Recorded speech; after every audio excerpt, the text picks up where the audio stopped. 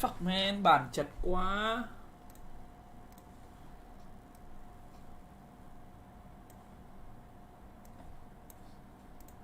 Siêu.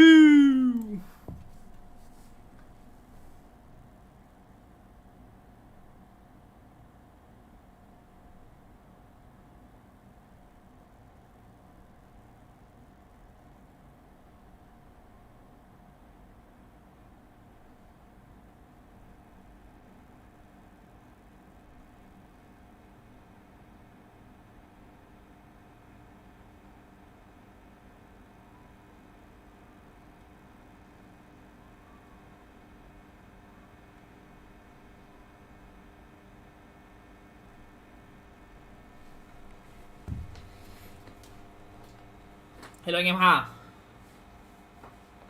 1 tháng nữa biết có mất 5 triệu ngu không anh ạ.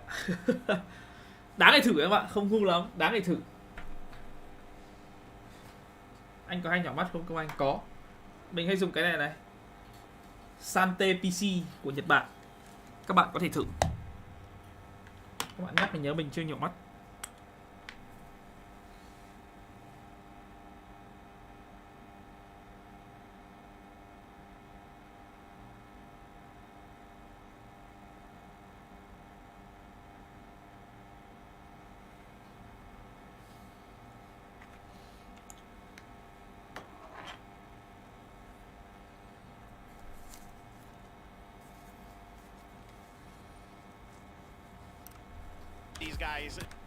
Pacific mà.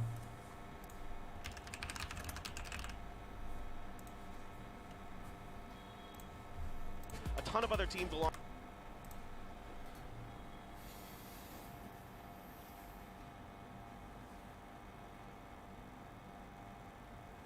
Em vặn to lên có tiếng rè rè là quạt hay cái gì cho anh? À nó là cái điều hòa em ạ, cái điều hòa nhà anh, phòng anh bị kêu. Hello 29CG.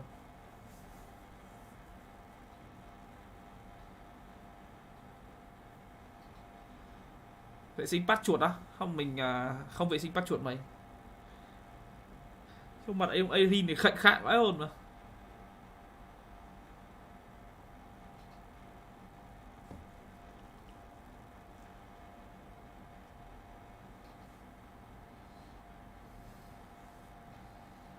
Hello em Quân. Hello TA. Chiều là một mệt trả thù. Lâu lắm không ăn, ngon vãi lồn mà. Anh dậy cũng muộn á, nhưng mà anh vẫn tìm là mình cố gắng lết đi ăn.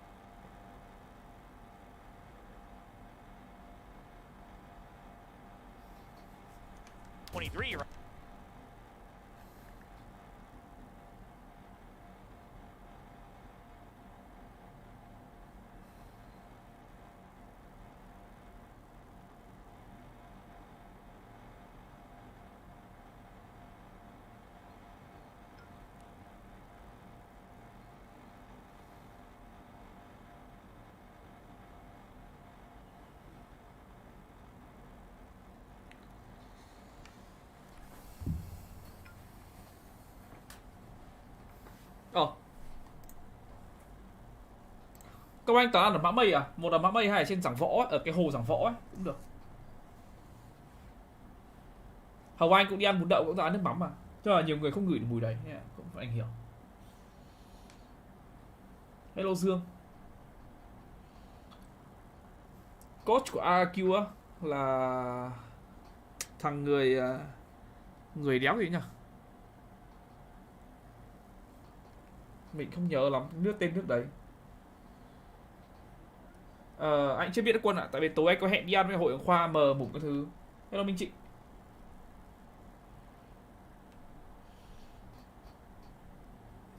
Anh Công Anh ở đâu thì cho em qua xin chữ ký với kiểu như vậy. Mình đang ở nhà nhưng mà thôi. Mấy địa chỉ nhà đọc nhiều, đọc ra nó cũng không hay lắm á. Lotus Ben.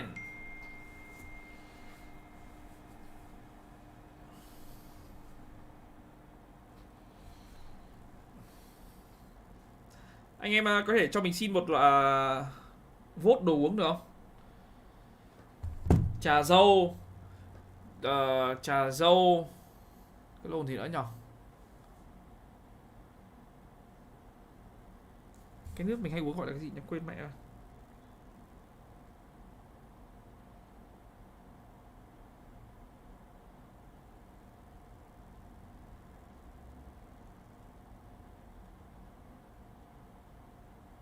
Trà bí đao, Phúc Long, Starbucks.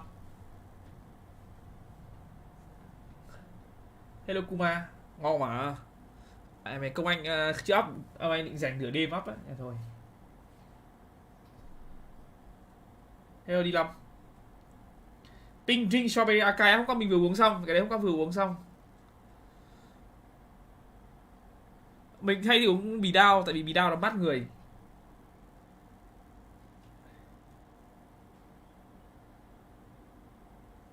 Đi dọc Phúc Tân, nhà nào to nhất ở nhà anh Công Anh. Thế sai rồi, nhà nào cũ nhất thì là nhà mình. TA đã uy scan 50.000 đồng. Làm cốc trà dâu brown. Cảm ơn TA nghe. Công Anh đang mẹ có nhiều thứ Công Anh muốn ăn muốn uống quá ấy, nhưng mà kiểu mẹ bụng dạ chỉ có một thôi. Fuck man. Vừa mua vé bay vào Sài Gòn anh em ạ. 2,4 triệu 5 giờ sáng ngày mai.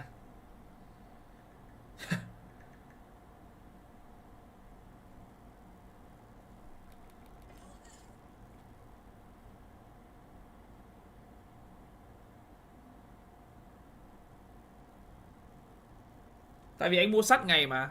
Anh mua sắt ngày.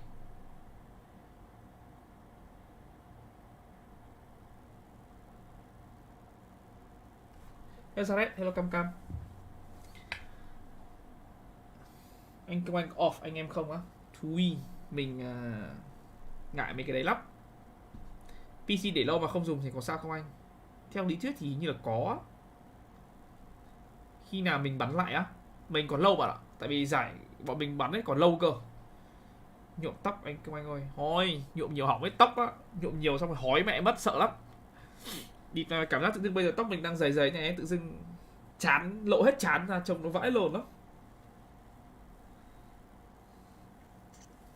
Anh xem vé bay Việt Nam, bay Vietjet là 1,8 triệu, sao phải bỏ thêm 200.000 nữa mua hành lý. Mà trong khi Vietnam Airlines có 2,3 triệu, Vietjet 2,1 triệu, thì thôi thả mua con mẹ Vietnam Airlines đi cho nó nhanh đúng không? Giải tiếp theo mình bán là franchise năm sau. Mong một lần gặp anh Giai. Có duyên sẽ gặp em. Chứ mà mình có duyên thì anh em sẽ gặp thôi mà.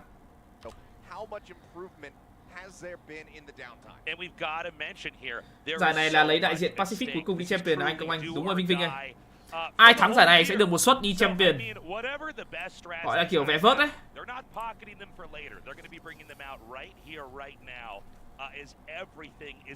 Ông 2 lần gặp anh à. Nay anh vừa phải đi ăn gian bún đậu, đi nhanh đi vội, không còn về stream các thứ. Thầy ở chỗ nào em qua biếu thầy một củ ăn uống ở Sài Gòn. Thôi, có phải là vì mình thế thì lại kiểu vì tiền gặp anh em mất.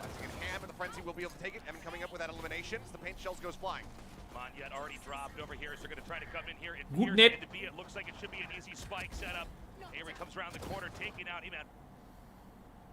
Back from Rossi. A little bit of damage down without for a cent. Spike still not planted, but time to play with here. They do have that man advantage. A little bit of damage in and at the trade happened. Maybe it would have been possible, but it's going to be RQ taking the first pistol for themselves. Beautiful double teaming there at the very end. RQ getting that first round win. And we're going to see how much momentum they can carry with that, or if Global Esports is going to be able to fight back and start to maintain tempo. things that has been, I think, the most surprising given Hello, the Mike. compositions that we're seeing. Because this is basically the same comp that we've seen the entire time from the side of global esports, but it's the difference in who's playing what. We have BenQ coming out here on the Viper, something that we do not typically see from him. Normally, he is the one playing Sky in this situation. Aaron is going to be running that Viper, so make some changes. Textures, well, going back over to this Raze. Quite some time since we've seen it, because normally we would have him on the stage as well. This time a 2-1-2 split here. Are you going to take their time and see if there's going to be any kind of Ngô Công Anh. Tiếng xe là tiếng điều hòa anh em ạ. Không phải tiếng quạt đâu. They do have a triple stack over onto B entry, but we don't know if we're going to get a peek on the B side here from RRQ. Starting to kind of drift back as they get inched further forward here towards the A site where it is only BenQ lurking around. Star will get called in. Try to have at least a defensive setup. Don't have a bite to try to go in with the gravity well, so would just be perhaps a nebula. Tại vì kiểu cái điều hòa phòng bình nó cũng cũ ấy, nên là nó cứ bị kêu à. Tắt đi thì nóng. It looks like we've got Bozzy going to pull away here, just go a little bit further back, and it's going to be Global Esports here trying to set up for a retake, or at least an interruption here at the spike planting. See what they opt to do. Expect that even if they do just make the call to try to go for the 5-man, death to the spike, that they probably aren't going to be able to get away with that one. As Emin looks like he wants to get up into their faces, swaps over, hands the Phantom over to Xparrow. In case that he does die, doesn't want to be able to pass that. Con bị tiếng rồi anh em. Jump out of the smoke spraying, but Moniette going to be able to come away with one. Xparrow, however, looking to hold down the site, also going to fall. That could be a weapon recovered now. Yeah, bit of a trade out there. Now it's a 3v3. Good cover, Texture unable to find value in the spike. Chỉ chưa. For heaven, so Chỉ positioning mồm với bạn Huy. still going to be very good here for the side of RQ. They lose one of these rifles to make sure they don't lose anything else. BenQ now going to be taken down. It's all on Aaron. He can just stay tucked here into the back, make sure that he cannot carry this Phantom forward into the next round, deal that economic damage, go down to the spike. Yeah, not a terrible round there for Global Esports. You try to get done what you can get done. They do get 2 kills. That's going to force 2 more weapon buys coming into this. And the real action we can probably expect it from Global Esports is going to be going into that round 3 where they can actually get some healthy buys. See if this is going to be the time when they can really turn the pace around here, pick up a win going into this bonus, or Không quên là phải gọi nước nữa. through from the side of RRQ. You see Xparrow potentially going with this Judge on the attack. Curious. As it's going to be double Judge, actually. I was going to say, yeah, normally you'd see Emin, having that raise, being able to just Các bạn hot the nghe. one that has it, and Wow. just completely full flash. Rossi up over the top, finds one, but will get taken down before he can exit safely back into heaven. That's going to be the man advantage now here for the side of RQ. RQ with a beautiful execution here over onto A. The spike is going to go down by Pillar, and things are looking pretty dire right now for Global Esports here. It's not impossible, but they're going to have to get that first pick and try to get some kind of an entry. That Judge is still here, though. Holding Yeah. this corner, so very deadly. How do you really try to breach this position? And of all people, when you got EJ on that too, he's so clutch in these moments. Mình có nói từ mấy hôm trước rồi mà, mình có nói từ 2-3 hôm trước rồi mà. Kèo này trông LGG mới là cửa đội trên chứ đéo phải là Global Esports. A little bit whippier this time around. Gets cut down. Now it's all on Xparrow. It's Ngô all Công on Anh. Judge to confirm his position. Trying to flush him out. Needs so much damage. He's so low. Down to 7. Notable as well, but still could very well come away with this one. BenQ spotted and Xparrow gets it. A triple kill to get the clutch and bring RQ to 3. That was nuts. Perfectly done. Something like 7 HP back there, but he gets those connects, gets the kills, and we're starting to see these wins snowball. It's going to be a Không những very, thua mà còn very thua theo kiểu tough đần độn luôn á. round forward here for Global Esports, but take a look back at this moment. I mean, one shot to the pinky toe of Xparrow and he's dead, but he manages to clutch it. Xparrow's been in those narrow clutch scenarios so many times. To be the one that denied them access to the playoffs was him remaining with just his opponent having 13 HP. This time he's got 7, and he's able to come up with the goods to get the round win. Buy still in though. Ây chà, 14 tháng luôn. Still plenty of firepower, but the cash is not being built up, so they need this to be a fairly clean round, and that's a great start as Moniette will find Emin on the entry. Yeah, they haven't actually managed to breach his position yet. They do have Rossi doing a wraparound, but it looks like they may end up, RQ may end up actually seesawing back over here towards mid. They get the days confirming that Xparrow's still going to be in there. Of course, you don't want to push it because you know he has that Judge. You know, they could slip right into A if they wanted to, but it seems like instead they may end up pushing up. Oh, there it is. EJ gets that kill on Bozzy. It might be playing off the rope. Bazzi unable to come away with it. Ends up getting taken Hội viên down. cao nhất bây giờ là 15 tháng anh ạ, nếu anh không A nhầm. bit more Là wiggle 15 tháng. room here, but the spike still not Anh bắt đầu được mở cái này able từ to tháng still drop that 4 side năm of ngoái thì the phải. wrap around from Nếu SK nhầm. Rossi all the way through the attacking spawn could prove to be very dangerous here for the side of RQ. Yeah, if Rossi could spot this, it's going to be huge. Here's the footsteps. He's got it. All right, we missed it, but Rossi got it. And then that's going to be a bit of a trade out. 3 versus 3 right now. 30 seconds left on the clock. Nó nhìn rồi, nó biết rồi. Forward. One in backside, one in the alley. Just around the corner here is Aaron, but will he be ready for Elmimore to be up top? Yeah, we got Munyet back here. If he can get the drop, he could really curb the progress here onto the taking the Ông A Arin này đơ vậy? Not getting the sense that there could be somebody Oh, above him. ông Arin kìa. Manages to flush them What out. the fuck? 10 seconds remain. The plant coming down. Texture not in a position to try to interrupt this. Doesn't have the paint shells either. Texture needs it so badly. Oh! He's not going to get it. Elmimore, a triple of his own as RQ will move up to 4, and that certainly breaks the economy here for Global just a bit more. Yeah, RQ is running away with the first half here. Global Esports, unsurprisingly, pumping the brakes and calling for that timeout. And they need to really figure out what exactly is going wrong. How are they Bọn going Global to Esports này recalibrate? chốc Is it a à? matter of Chốc gì bạn? strategies? Is it a Nó lack có of mạnh đâu mà chốc. communication? Is everybody truly moving in lockstep with each other? Right now, this is RQ.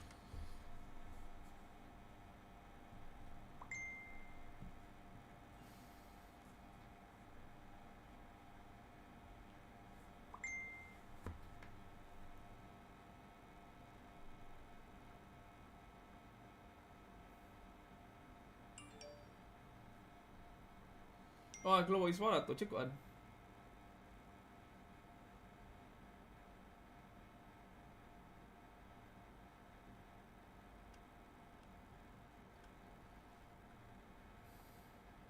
Global Esports á, thấy thằng manager cũ của bọn mình bảo là Global Esports này có một đợt nhắn tin cho manager của mình hỏi về mình, nhưng mà mình không biết nữa, mình chỉ biết đến thế thôi. Offer cho mình thì không, mình chỉ biết đến thế thôi.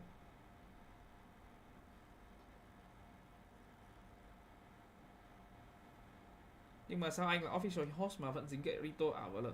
Cho vào mấy cái nhạc kia. Clearly showing more confidence with that, so I'm hoping to see Global Esports pull it together here and try to play a little bit of a better half.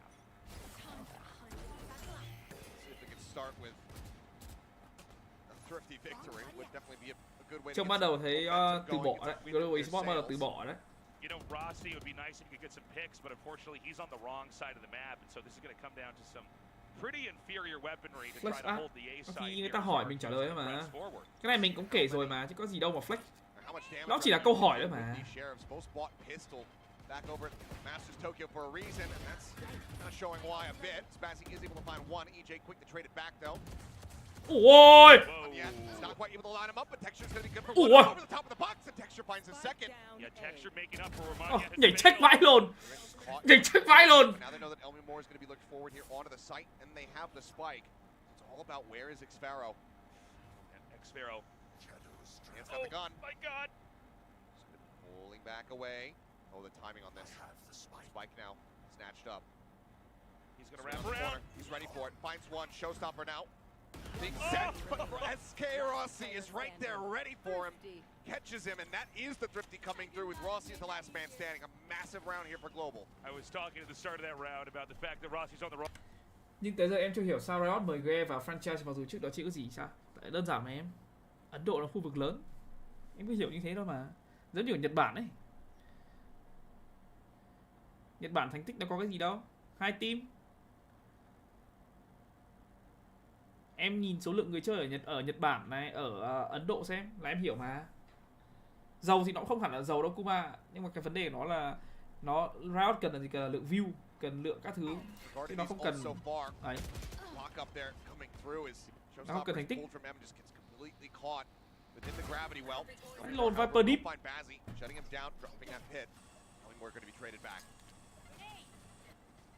We've got a potential drop down here on to B. Rossi checking garage. Ôi ôi, vậy. Ngô Công Anh. Chúc thầy năm sau còn thành công hơn nữa à? Bắn từ từ thôi lại còn vẩy. Cảm ơn bạn DV Headphone.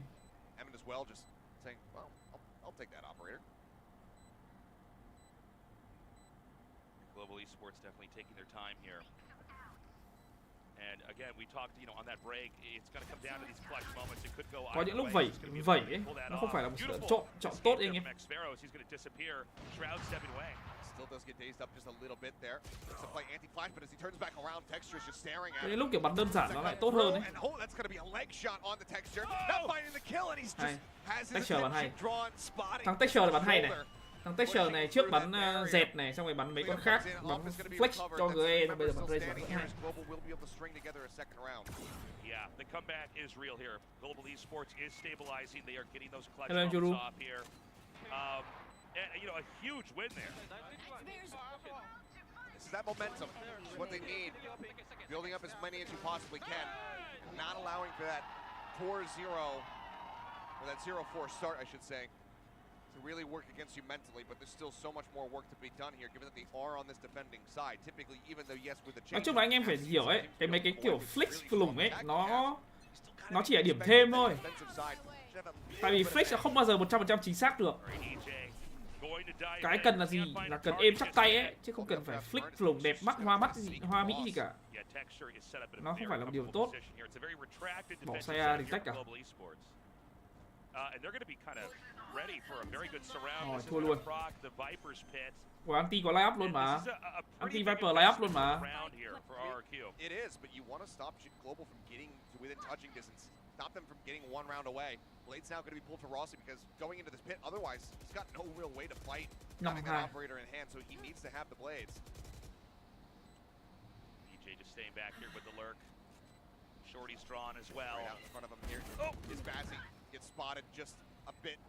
Being taken down, Aaron as well, now falling, push on the corner. Rossi going to be good for one. Emin getting sprayed a little bit lower, can't quite find Texture. But EJ comes away with 2 on the back end, 3 overall with his blades. And RQ will stop Global from getting that 3rd round win. A really good strategic call for RQ, a good setup, good execution. Really almost a perfect round there. RQ able to steal back. Đây không được. Đây thì ấy. Cái này để đâu bây giờ anh em nhỉ? And much needed. Anytime you see that Viper's pit used, you really should be winning that round, right? I mean, not having the showstopper obviously used previously from Texture, couldn't build up another one this quickly. It becomes that much more difficult to try to flush that Viper out of the pit, be able to drop it, and then pick people off. But we are going to have some op-on-op, perhaps, as well, not for the moment, as EJ is going to be on the opposite side of the map, but we do see that attacking operator now come into play for RQ. Mình nghĩ là để như này đẹp hơn. Alright, a little bit of probing over here into A heaven, but not a committal. The spike is still right now down in sewers. Oh, what a shot from Elmimore. Yeah, and again, you know, we talked before, we need to see if Rossi can really turn it on, especially in these moments. He's got that operator, he has those opportunities to get those picks, and he doesn't get. Anh không biết nữa, thấy có thông tin bảo là Trung Quốc sẽ có một franchise riêng, em không biết như nào.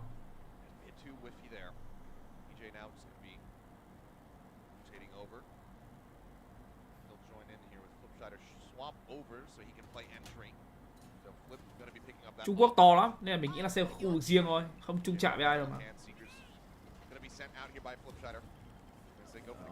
Anh vừa thấy có ông anh bảo là cái đấy Rod bắt yêu cầu để sao ấy.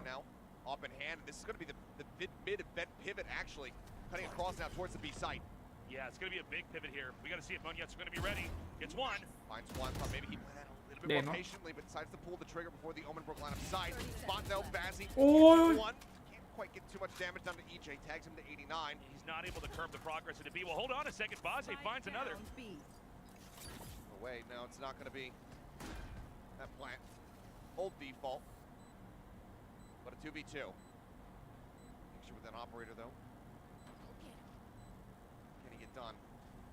Bot sent to try to scout. Nothing going to be spotted. Knows the drop is going to be clear. EJ watching nearby. Push out. Evans finds one. First shot going wide. 6-2 à? This is going to be so tough for Texture. There's no way. A really good setup. EJ ultimately clutching it, but it could have been, you know, the other way around there. Beautifully done. The 6th win here for RQ. 6th win, and it's another economic break. I mean, you can get a half armor full rifle buy here for the side of Global, but it's not. Chung là đã là franchise thì nó sẽ rơi tầm 10 team em. Chung là Trung Quốc lớn lắm. Xứng đáng là một khu vực riêng. Vừa nhiều tiền, vừa nhiều người chơi, lại còn chất lượng. Mình nghĩ Trung Quốc nó là một khu vực riêng cũng được. Chứ gộp vào châu Á thì nghe nó cũng hơi, gộp vào Đông Nam Á, gộp vào APAC thì trông nó cũng hơi nhiều. Organized, their executions are so good. This round looks like they have Global Esports maybe going to do a push as they wrap around. This may be the moment that đúng rồi, nó kiểu hơi nhiều á. Mặc dù biết là bất công thật nhưng mà nó cũng hơi nhiều nếu mà gộp chung. Rossi gets Elmi more before getting taken down by EJ, but that's still going to be a big trade up. Monia spotting him, snaps in to get Xvero's head as well. That was with a bit of a delayed reaction too. Very unconventional round. Đúng rồi, Trung Quốc có 3 slot champion. Looks like they could close this out. Sometimes that's exactly what you need. Do something that the enemy is not conditioned to expect from you. Go for that triple push out of main. Come away with those picks.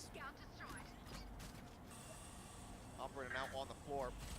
Push up here into alley, swing out. Boombot does reveal, but not fast enough as EJ. Trying to pivot and get Monyet. They're going to be good for one, and that leaves Emin now. 8 health, having to pull off his own clutch. Yeah, it's hard to imagine. Good closer there by Texture. Well, Global Esports is now halfway to catch up here to RRQ. But again, I like the strats. I like the plays there from Global Esports, trying to poke out there. Onto the A side, we've seen that there's been a lot of activity in so many of these rounds here from RRQ where they try to fish for information there. Instead, we see Mình có cảm giác là Trung Quốc bây giờ ấy, cái team Edward Gaming ấy, nó như kiểu HyperX thời xưa ấy, anh em. Nó là kiểu 5 thằng êm kinh này, xong rồi kiểu một cá nhân tỏa sáng, xong rồi kiểu một thằng êm kinh, 1-2 thằng êm kinh hẳn này, các thứ kiểu đi giao đổi mạng các thứ ấy. Mình nó y hệt là HyperX thời xưa ấy. Không biết là rồi sẽ có bị bắt bài hay không, nhưng mà ít ra trong kiểu EDG nó nhiều bài vở hơn là HyperX thời xưa. Phải công nhận một điều đấy. Ui, bắn thằng trước chết thằng, bắn thằng sau chết thằng trước ạ. Hay đấy chứ.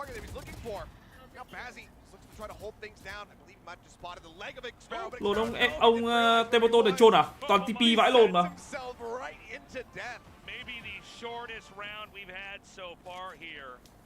Beautifully done. RQ, of course, Hello, Cully. trying to explode there onto the A site. But, I mean, with such clutch moments there from Bazzi, absolutely and entirely shut down. That was just so unfortunate for EJ. I'd love to see it back here in the replay because it looks like we will miss out on it. But he dashed in to try to just join in alongside Emin, who's being targeted by Rossi. And he just happens to dash straight into that stray bullet coming out of Rossi's Phantom. Gets domed, goes down. And that leaves just an already damaged Raze on the site as Texture, speaking of Razes, finds an opening kill. EJ looking to up the tempo, grab over the top, the off shot not going to connect, but EJ still so very low, ends up falling in the end. EJ ultimately too bruised to make anything work there on the entry, and so the spike is going to quietly dip away from Garage. They have to deal with the Seekers first, and then try to figure out where is the right direction to try to get this thing planted. I mean, the Seekers tell all. They knew that there was presence still in the garage. They now know that there's one in mid. We've got a double stack over here, just by mail. Oh, the creep up. Ủa. Good for one, but Monyet swinging through will be able to find that kill. A bit of a trade out here. Now flip it, Elmi Moore. Gonna have to try to make something work. A site is covered by Rossi, which could be where this ends up. Tell them he's really suspicious about where they could be. Haven't had eyes on this the entire time, so to the side, but still wary that somebody could even come from, potentially around that backside elbow. But now they're just going to be playing split apart. More just hunting that little jump. Yeah. That should have made noise enough for Monyet to hear it. Yeah. And that may draw Bazian a little bit close here. So this is really going to come down to the aim play here from Rossi. Yeah, that confirms. Lồn flip rider này mấy cái phốt mày toxic với cả phân biệt chủng tộc rồi đấy. May mà không bị làm sao. Rossi đã upload được, SK Rossi đã upload được chết.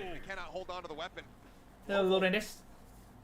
One round away from tying us up at 6-6 on the half tasteless. It's crazy because this started out really looking like RQ was going to keep mounting that dominance, but here we see the further along we get, the more opportunities Global Esports is EJ chạy bắn hay này. Now we may actually end this at 6-6. Perfect parity between the two, and this is with RQ having some selection coming into this map, given that it is Global Esports' pick of split. That much more importance on it. This one here for RQ to try to have that clear advantage, that 7-5, before they get ready to go over onto the defending side themselves. you are playing this defensive side, you don't have a sentinel to really just help slow down these double duelist compositions. It can lend to the attacking side having a very good advantage. Rossi's going to go right down the middle. This Whoa. was impossible. and Triple it pick. is. Yeah, absolutely too many targets. Sabasi just going to be pulling back, dropping the pit, trying to just fully dissuade them from going to mail. But in the meantime, I mean, Texture, he sat back in a very neutral position here with this operator. TP across, they'll get themselves situated here now on the A site that is completely open. Oh, Texture. Ôi. That was crazy. Can't get the shorty out fast Yeah. enough. Had he got the no scope, that would have been cool. Yeah, right idea, but not fast enough. So here we go. Flip with the plant. And RQ. I mean, unless this is the craziest round ever, they should be able to close us out. Nhờ, mình phải để hashtag nữa nhờ. Oh, he sees him. You need a Knows that there's shorter one. gun. Okay, quickly, just tucks out, gets the kill, backs away. One yet with the jiggle peek. Butting out multiples, they look for the stun. Thus hits Elmi more. Pharaoh just tucked up against Các bạn cái màn mình phải chậm đấy. Cái màn hình 12 phải để sát nữa rồi. That's a hell of a way to end that Oh, half, boy. man. Beautifully done, RQ. Keeping literally the smallest lead you can have here in a half, but I gotta say, incredible round to close that out. Very nicely done. It's just Mấy đội này thì Blitz đã từng scrim chưa? Chung là mấy cái team trong franchise thì cũng bọn anh cũng hay tập à. Tại vì kiểu mấy team franchise thì anh em biết rồi đấy, chúng nó sẽ là đối thủ của nhau ấy, nên chúng nó thường không tập với nhau ấy. Chúng nó sẽ tập mấy team ở ngoài à. Mấy team này tập suốt mà. Q.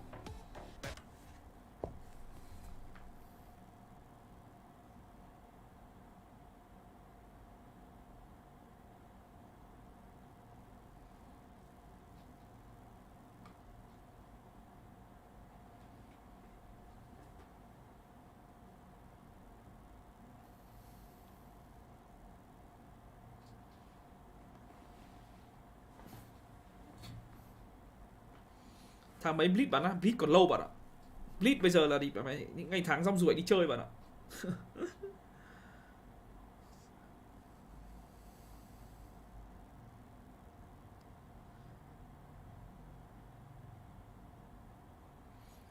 Nói chung là Blitz thì các bạn phải chờ mà đến tháng 10, chắc phải đến tháng 10, đến tháng 9 tháng 10 bọn mình mới bắt đầu gọi là chốt đội hình, xong bọn mình bắt đầu tập luyện các thứ để chuẩn bị cho năm sau. Thế còn giải thì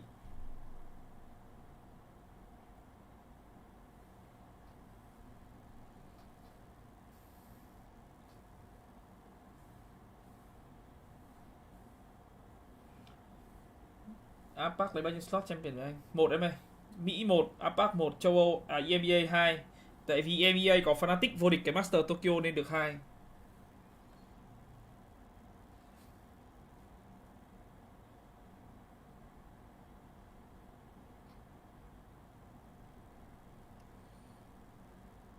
Hello Tuấn Phan. Hello Quyền. Phân vân quá, vẫn chưa biết gọi gì để uống ạ. Phân vân quá.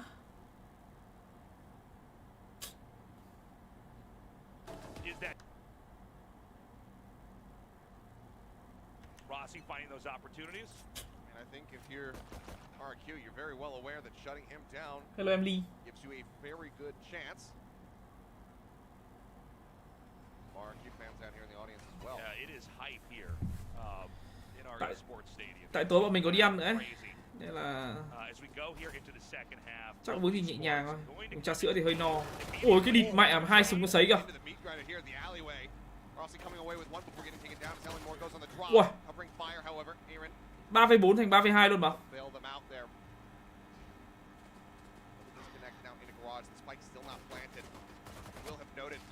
Phải luôn triple pick. Bằng cách nào đấy thua này. Global Esports thua này. Stabilize that spray. That leaves just flip shadow now. In a 1v2, Aaron still full HP, but that guiding light does not confirm presence. Bazzi, not going to be taken down, so now they know exactly where he is. It's going to come down to the duel here. 62 HP here for Flip. No. Hai in-game leader bắn nhau. Just spotted enough of Aaron here. Yeah, I think he saw the shoulder. Đây đi thua. Damage in 16 HP. Aaron, he needs to hit the headshot. Oh, down 32 HP here for Flip. Quay đi để gà vãi lồn mà. That's a second pistol win here for the side of RQ. Oh, I've got chills. They're multiplying. That is Are you losing control?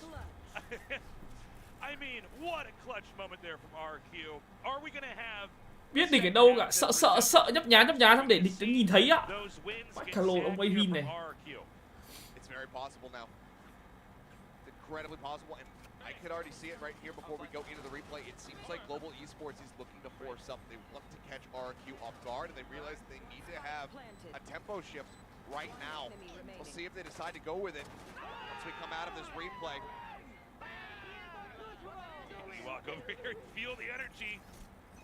Yeah, they're going for it. You know, with a half that was that close, every round win is so important. Here we go, Texture with a push. Action over here, this time into A. Bay luôn à. Get ahead of that paint shell, pushes up, still gets tagged down to 70, and the healing is not available here from Aaron because they've gone for this full buy. Swing out Texture. Đu dây bắn súng ạ. Vãi lồn ạ. Update rồi bro.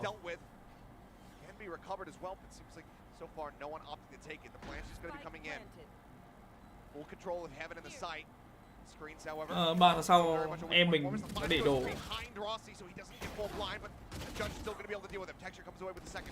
Có nết brother. Nết. Solo on HP here. You see RQ get ready to pop through here. But with the lurk here from Monjet. Good luck from Monjet. Texture 3. Swing in the push, Aaron gets the ding into the spray down, and it's gonna be damn near flawed. Mình không biết đâu, nhưng mà sao mấy thằng Indo này nó toxic cực. Mấy thằng Indo này chuyên ra sấy xác luôn. Anh em ngày xưa đi mẹ mình cứ nhớ cái thằng Nats LoRaNT không này, xong rồi mấy thằng nói chung là mấy cái thằng cái gì ngày xưa team nó gì Alter Ego ngày xưa ấy, sấy xác nhiệt vãi lồn mà, đéo hiểu, mình đéo hiểu vì sao luôn. Mấy thằng ấy bị làm sao ấy.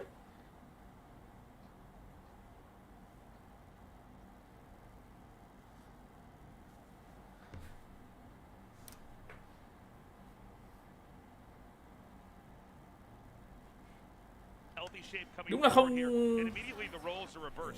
đúng là mày phải có lý do là người ta mới gọi là in. Thôi.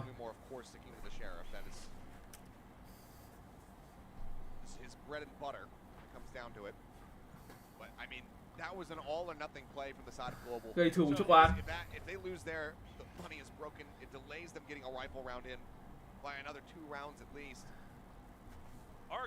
Indo mà anh em nói gì ấy?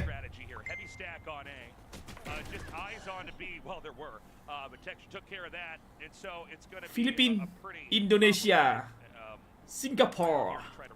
Toàn bạn và anh em nói gì ấy?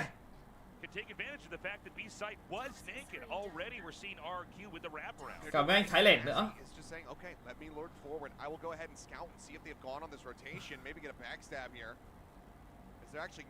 Nhưng mà chúng nó toxic thật. Điều đấy phải công nhận luôn, toxic vãi lồn luôn đi. Là sấy xác không? À không sấy.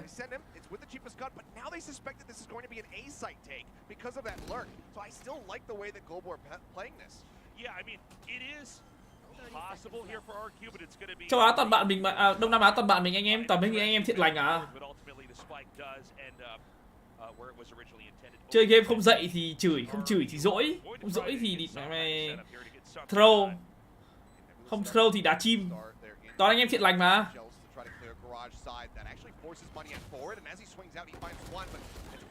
Luôn chửa. Ô, sắp thua đến nơi rồi. Ôi ôi. It up, tap on the spike, knows that the Omen's going to be close to swing out. Rossi is going to be good for it, holding it down, gets the clutch. Global, once more now, one round away from tying us up. Rossi doing exactly what we talked about, exactly what was mentioned in the pre-show. He needs to clutch. Bắn khẩu bulldog đấy, thề luôn nhá, bắn khẩu bulldog đấy mà bắn rao bay ấy thì dính vãi lồn đấy, nhưng mà bắn mấy cái khẩu rao eco đấy toàn thua, không hiểu vì sao. Khẩu bulldog kiểu nó bị dớp á.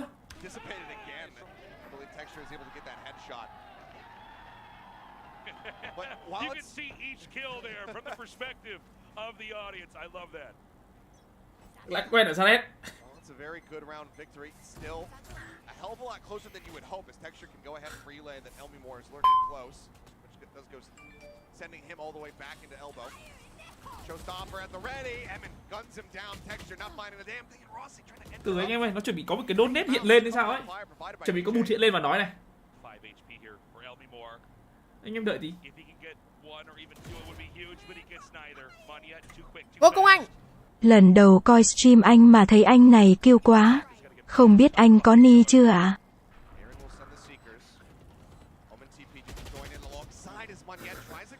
Bụt hiện lên và nói đây anh em. It's just cut down. Paranoia. Cảm ơn DHAVM nghe. Turns around. Flipsider will find the final headshot. Again, just shoving them back. Nhà mình thì có nóc rồi bạn ạ. You know, since we had the first few rounds, it's really been a game of catch up here for global esports where they've never quite. Bạn này nghe tên quen lắm.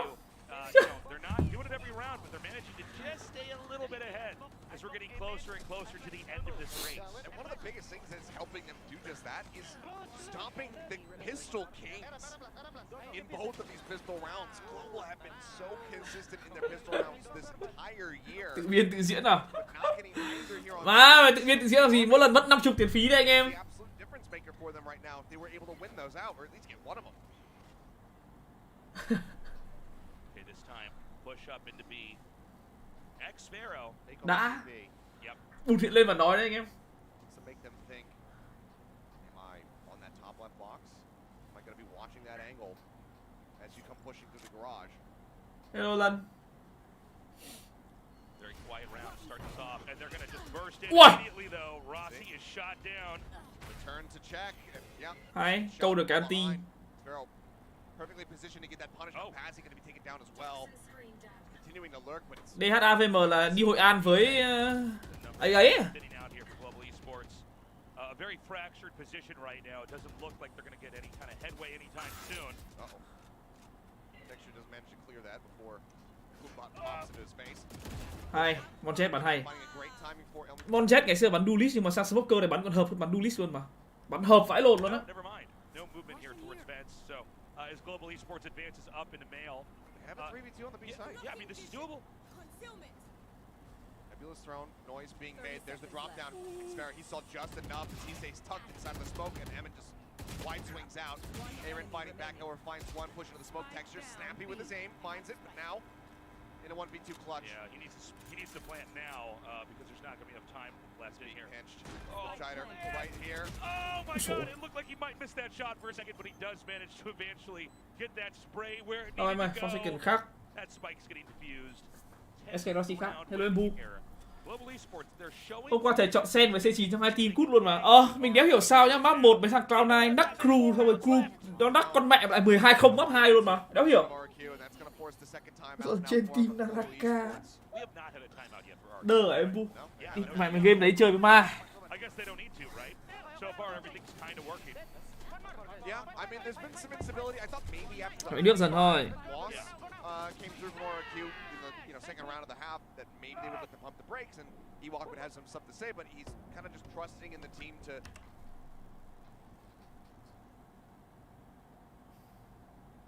Các anh vẫn chưa gọi mà. Kiểu vẫn chưa quyết được là cái gì ấy.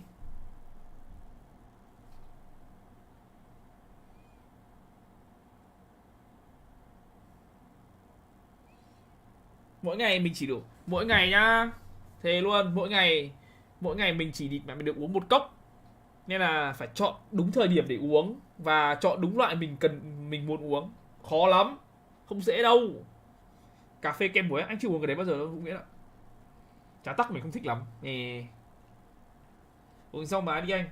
Rau má mình uống nhiều mà, rau má mình uống suốt luôn để cái nhỉ bớt gút. I really don't see any obvious weaknesses with these guys right now. Sao anh bảo anh trung thủy mà. Trung thủy với mỗi loại đồ uống ở một chỗ. Phúc Long thì là trà đào sữa. Phê La thì là trà ô long lài à. Thailand thì trà thanh đào. Chaco thì anh em biết rồi đấy. Shown stronger performances. You know, their losses include teams like DRX, who they're able to take into overtime, HyperX, but then also besting Talon 13-6. Trung thủy One mà. of the teams that RQ lost to, and that was a 13-3 loss.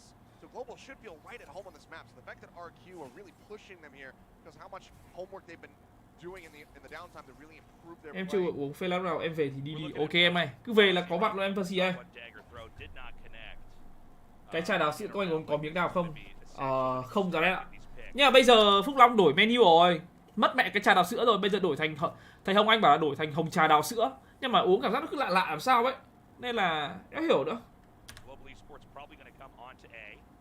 They've got EJ ready along with Xpharaoh to intercept. Thôi buổi cha dâu ấy, đỡ nghĩ nhiều. Lâu lắm mới chưa uống. Cha dâu.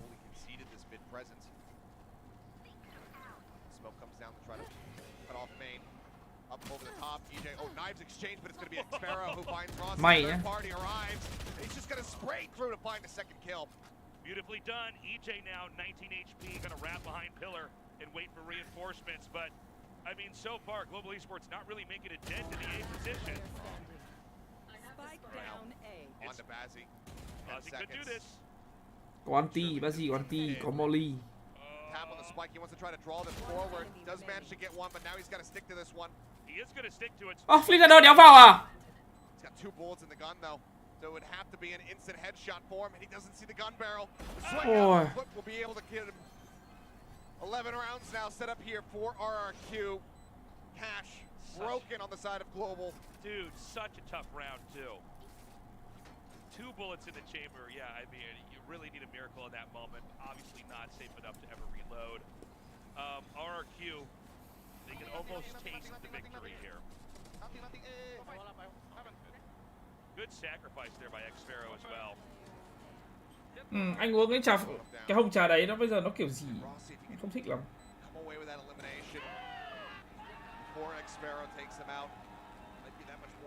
Wiggle room for him, but wasn't expecting the backstab whatsoever. Now an operator in the hands here for EJ. Texture again. He gained some information. Vãi lồn. Trà dâu cho cả thêm kem chi được luôn mà. Ảo thế nhỉ.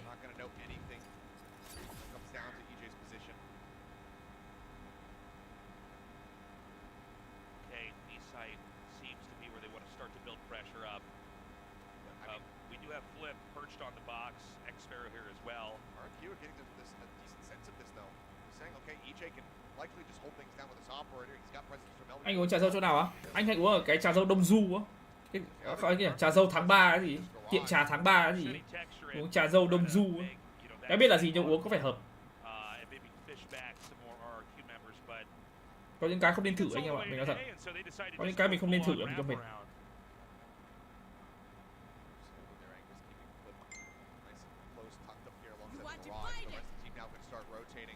This is a round that is very doable right now here for Global Esports. Divide is sent. The side page shell's going to be used now. The pit should be coming through as well. 2 ults invested. The order. Into the back of the site, texture notes that Ellymore going to be eliminated. Paranoia sent across. Don't believe he connects onto anybody. But now Bazzi going to be taken out. That's going to be the pit drop. As Evan finds a second. Rossi dead. Texture saying touch. But oh my god. Flipshider pushes out over the top of him, finds him. And Magnet has been spotted. They're already defusing this one. They don't get the half. They actually interrupt it. I mean, this round is over, and we got to go back to the economics of that round. Bây giờ mình nhìn nhá. Bây giờ mình nhìn này. Detonation, cái Pacific này chắc chắn luôn. Ít nhất là địch này mà mình nghĩ là phải thay người. Global Esports phải thay người này. Nhất là Global Esports phải thay người này. Detonation là phải thay người này. Talon mình nghĩ cũng phải thay người này. Ai đã ta?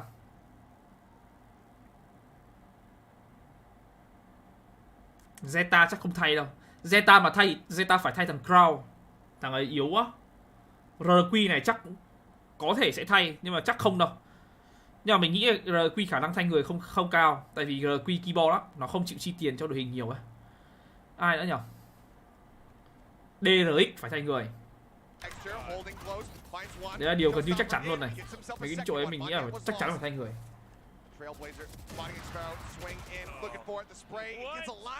Zeta có một mắt xích rất yếu, đấy là thằng Crown. Yếu vãi lồn luôn. Em xin chào anh Daha.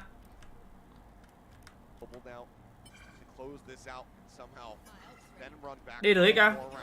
Chung là DRX thì mình cảm giác nhá, người cần phải ra đi nhá. Người cần phải ra đi mình nghĩ là Stuck. RB bắn hay. Boss thì có thể bắn Sentinel được. Foxy bắn Duelist được. Hai người còn lại là ai nhỉ? Marco không thay được rồi. Marco là không thay được rồi. Người duy nhất thay được là Stuck. Nhưng mà mọi người hay bảo ấy, Stuck là biểu tượng của DRX ở Hàn ấy. Nhưng mà Giờ mình nghĩ để mà nói về biểu tượng thì người ta nói về Marco chứ đâu ai nói về Stuck nữa đúng không? Z thì chắc chắn đi rồi, Z thì thôi không tính tiền rồi.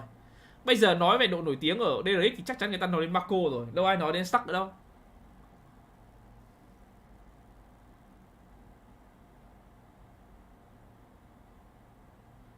Không, ngày xưa cái thời ngày xưa ấy thì đấy, thằng Stuck nó nổi từ CSGO rồi. Với cả có một đợt lúc đầu ấy thì nó nổi thật, nó có mấy cái quả mà bắn mấy con KO bridge các thứ hay. Nhưng mà giờ mà để nói thì phải nói về Marco. Với cả DRX nên dừng cái việc chơi đội hình 6 người đi. Mình nghĩ nó không bao giờ nó mang lại tác dụng gì cả, nên dừng con mẹ lại đi.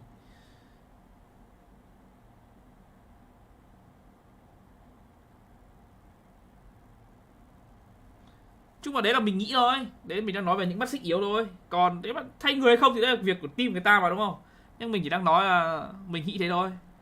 Zeta thay, Secret cũng thay. Hình như Secret là lấy thằng Tesseract của bọn Orangutan ấy thay cho Zexifat. Mình nghĩ là đến lúc rồi, Zexifat đến lúc rồi. 34 tuổi rồi còn lồn gì nữa. Tesseract bắn cũng hay.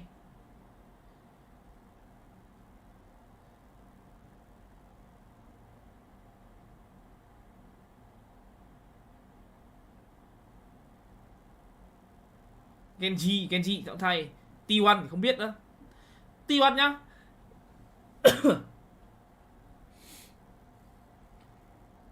Mình thấy nhá, mình thấy bọn T1 ấy, chúng nó team toàn người Hàn đúng không?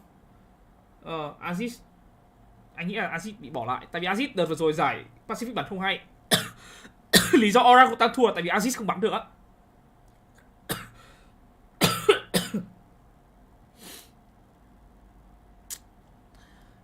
Team Secret già mà, Secret già vãi lồn.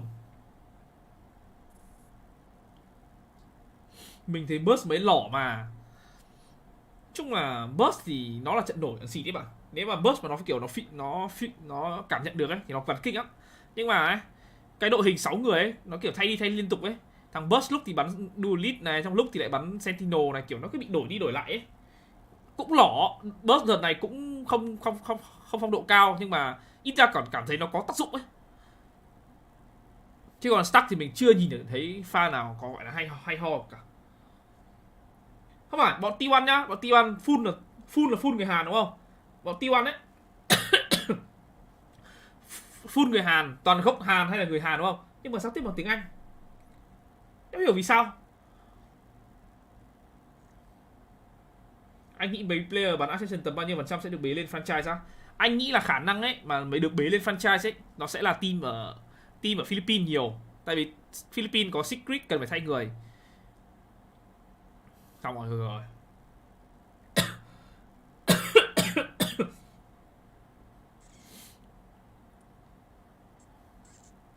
T1 chắc cũng cần phải thay ban. Ban bắn không hay lắm. Cũng trận nổ trận xịt. Xịt thì nhiều hơn là nổ. Cái tỷ lệ xịt đó còn nhiều hơn luôn. Khả năng được lấy nhiều nhất nha. Mình nghĩ nha, mấy player ấy mà có khả năng được lấy nhiều nhất ở Pacific vừa rồi nhá. Mình nghĩ là Papichulo. Thằng Papichulo là một trong những cái thằng mà giải vừa rồi nó bắn vãi cả lồn. Papichulo của bọn Naus ấy bắn vãi lều.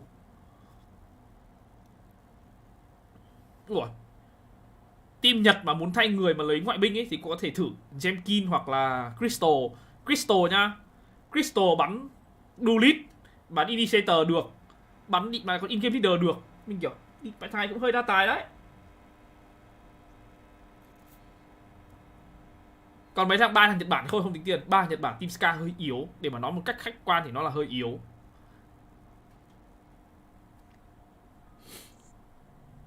Jemkin cũng được, nhưng mà bọn đấy chỉ được lấy một đấy.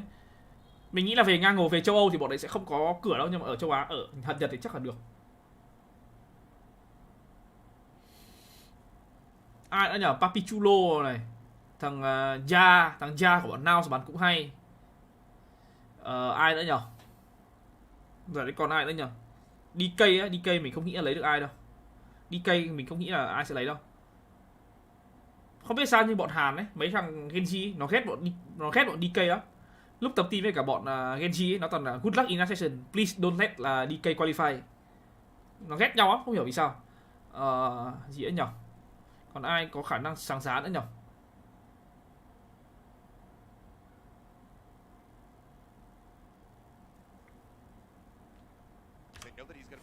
chung là cũng nhiều player á. He's gonna make his exit, but they actually managed to flush him out.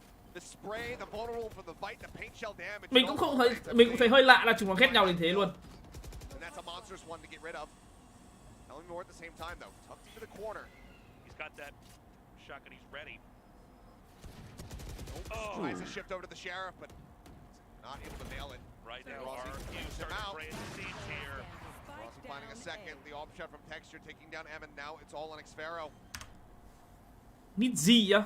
Nidji thì mình không nghĩ là có team nào bế. Nếu mà có bế thì mình nghĩ là người ta sẽ bế ZOWIE nhiều hơn ấy. Nhưng mà ZOWIE mình không biết tiếng Anh của ZOWIE nào á. Nếu mà vào team bây giờ ấy, chắc chắn là người Việt vào team khác thì phải nói một ngôn ngữ chung đúng không? Một là ngôn ngữ của chúng nó, hai là ngôn ngữ chung là tiếng Anh đúng không? Nhưng mà mình không biết tiếng Anh ngoại ngữ của ZOWIE thế nào. Tại vì ấy, mấy cái vị trí mà kiểu duelist các thứ ấy thì mình nói thật luôn thì mày duelist thì nước người ta thiếu gì? Việt Nam mình có gì bắn duelist đúng không? Thì nước người ta, Thái Lan có ai ạ? Thái Lan có Kadum. Thì mẹ mày Thái Lan có Garnet, có Kadum. Gác con mẹ mày cửa rồi. Mẹ mày cái gì nhở? Philippines thì có Ja bắn dẹt. Thì anh em nhìn nhau rồi đấy. Đi mẹ còn thằng Surf nữa cơ. Còn thằng Surf nó đang chờ sang năm để nó vào team nào đấy nữa cơ.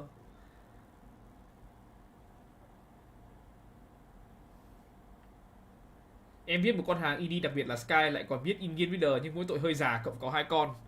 Thế là trong hồ sơ là sẽ không relocate được đúng không?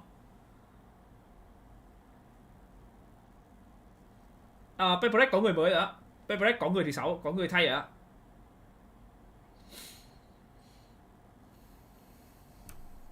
Jing đi nghĩa vụ quân sự rồi, HyperX có người mới rồi. Thấy bảo là ký hợp đồng rồi hay sao ấy. Seems like Rossi's made the call. You know what? I just want to stick with the knives. I want to stick with the rifles. I'll bring that sniper into my hands. 3 stack here at Mail. Really expecting some really heavy mid-pressure, or at least want to get a straight catch onto somebody. Aaron wisely sending that guiding light to try to scout. Sao Jing không được miễn nhỉ? Sao Jing lại được miễn mới là câu hỏi đúng nhá. Who are you? Thinking about where he wants to send it. Goes towards the stairwell. Damage not going to be found, but he comes by an immense amount of space. All right, we got the lurk here in the sewer. Oh dear. And Aaron does not read this at all. There's no way in hell that he's going to be prepared for this one. He gets taken down. The shot not going to connect. EJ up over the top with the knives. Finds himself 2 kills. He's already up out of his seat. You got to defuse that spike, son. But it's going to be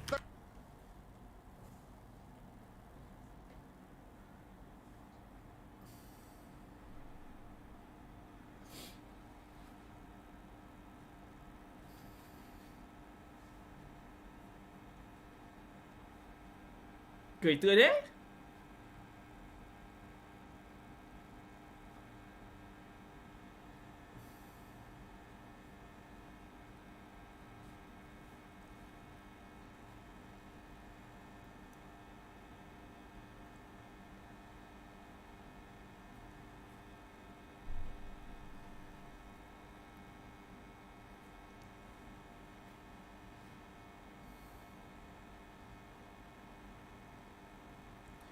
Nghe đồn nhá. Nghe đồn là Full Sense đang mua lại mình nghe đó nhá. Mình nghe đồn là Full Sense đang định mua lại PTC.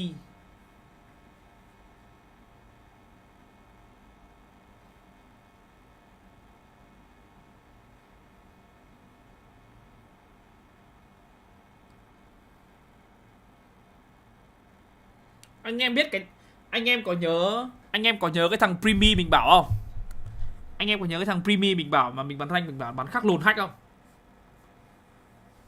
Địt mạnh à mày. Thằng đấy được Full Sense offer 4.000 đô. Được Full Sense offer 4.000 đô nhưng mà từ chối kêu lý do học hành.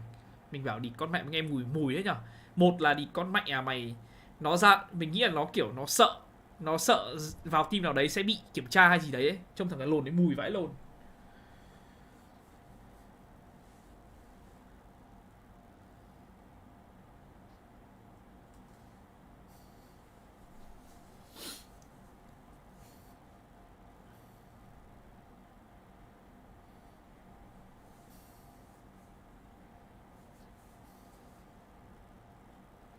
chung là có thể là nó bận học thật, nhưng mà mình nghĩ là địt mẹ thằng suốt ngày ngồi chơi điện tử thì học hành tra hát lồn gì. The fuck.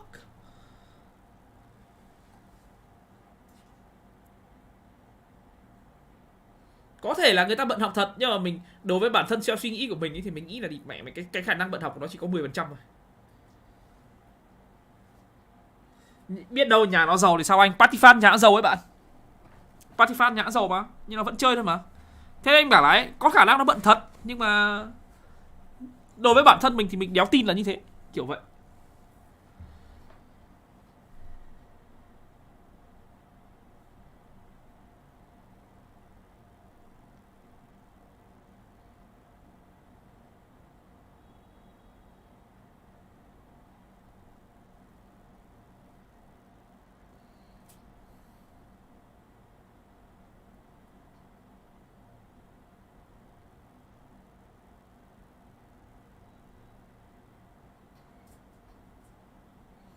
Thì mỗi người có một niềm tin à, còn mình có niềm tin là thằng ấy đéo phải nó bận học, vậy thôi à.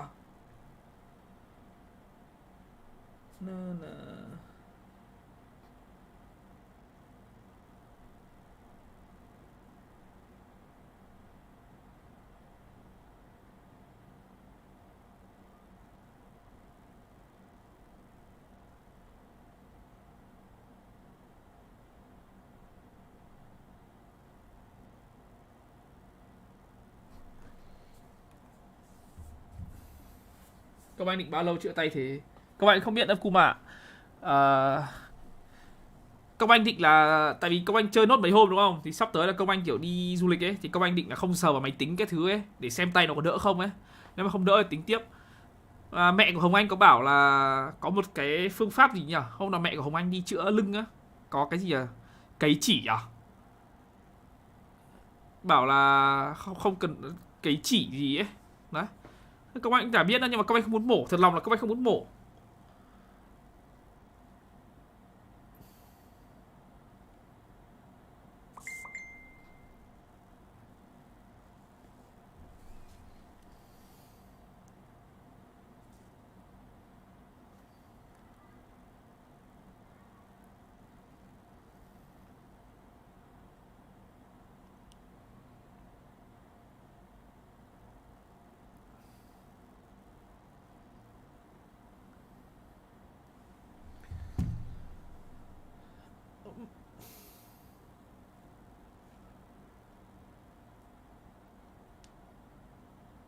Công anh thật lòng là công anh không muốn mổ mà. Công anh không muốn mổ. Thế là công anh chỉ bây giờ hy vọng ấy là sắp tới công anh đi du lịch với cả Hồng Anh các thứ, đi du lịch các thứ ấy, công anh tránh chơi ấy, hy vọng là nó sẽ đỡ thôi. Nếu mà đẹp nhất là nó sẽ đỡ. Vậy thôi. Đợt anh có thuê được máy tính không ạ? Hả? Thuê máy tính thì cứ hỏi đi nhá.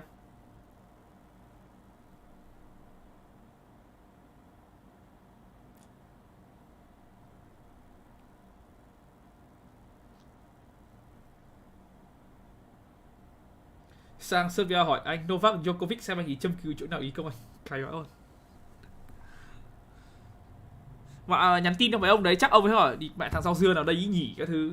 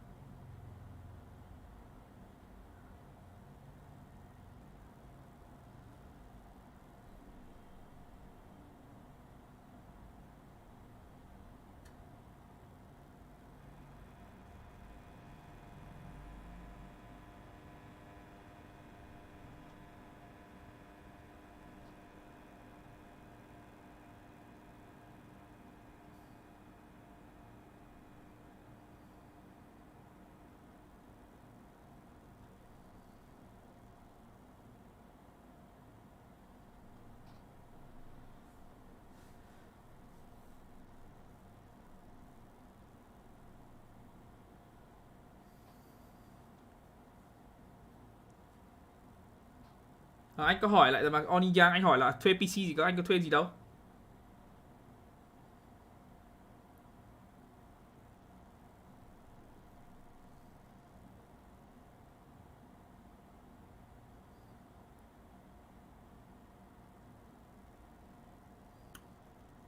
Chứ mà tay của mình nó khó giải thích lắm bạn ạ. Khó giải thích lắm.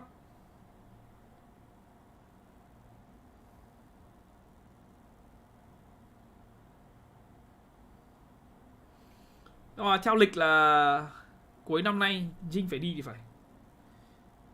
Lúc BenQ có thể nhức tay không, rồi lúc đấy sướng quá chả biết đéo gì nữa cả luôn.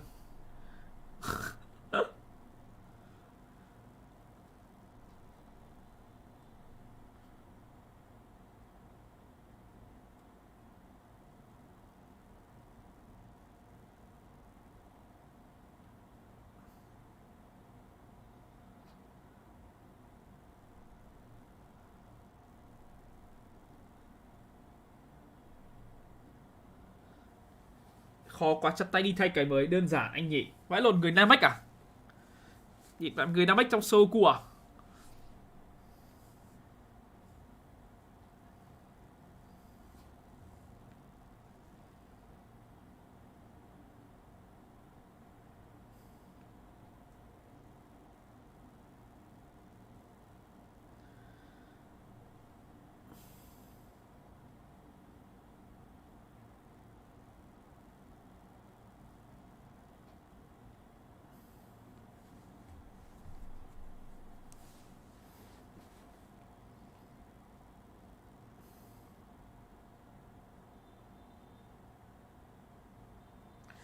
Nói chung là mình ấy, mình nói với mọi người mà mình thuộc dạng là mình không suy tính nhiều á. Mình kệ thôi, cái gì tới thì tới. Cái gì bao giờ nó tới thì nó tới. Cái gì xảy ra thì nó xảy ra, vậy thôi. Để cho thuận theo tự nhiên ấy, quan tâm nhiều làm gì. Bây giờ tính nhiều làm lồn thì đi xuống lấy nước cái. Tay đi chơi về tay khỏi thì nó khỏi, không khỏi thì chơi tiếp. Gì đâu mà. Cuộc sống mình đơn giản lắm anh em. Alo ạ?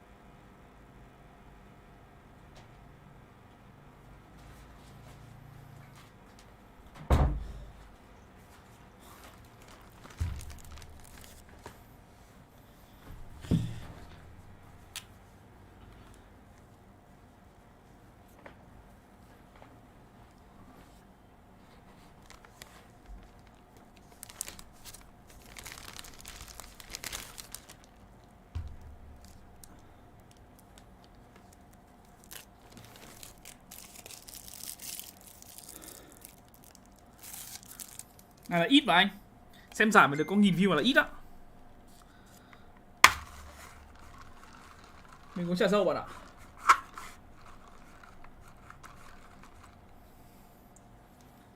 Mấy ông cãi nhau mấy chuyện giám đốc thế. Nói chung là các bạn chỉ là người xem thôi, các bạn không hiểu đâu.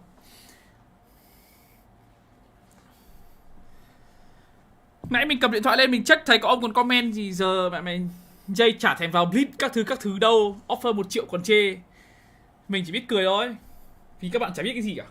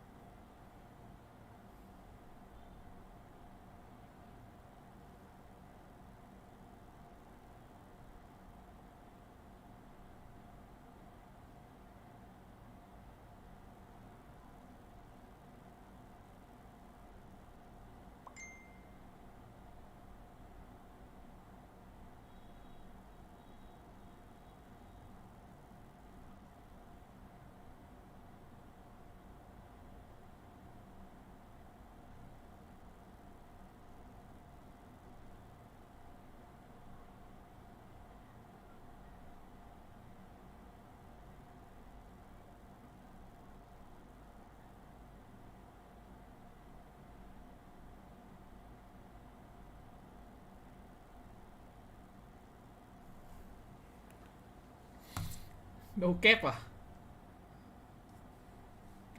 Blitz bây giờ mời dây chỉ có trong mơ thôi. Đúng rồi, tại vì bọn mình có thèm đâu. Giờ cho dây cho bọn mình, cho dây bọn mình xin từ chối. Cho miễn phí xin từ chối. No thanks.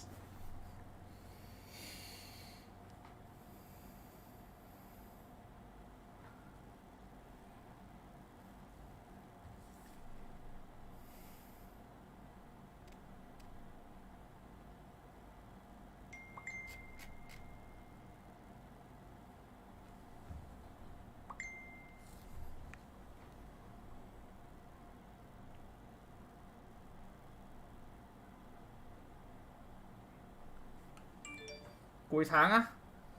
Đầu tháng thì được anh ơi, cuối tháng em 31 em mới về, em đi về Hồng Anh 31 mới về à? Ở Sài Gòn, 31 em về, 31 em về Sài Gòn. Em ở đấy đến giữa tháng.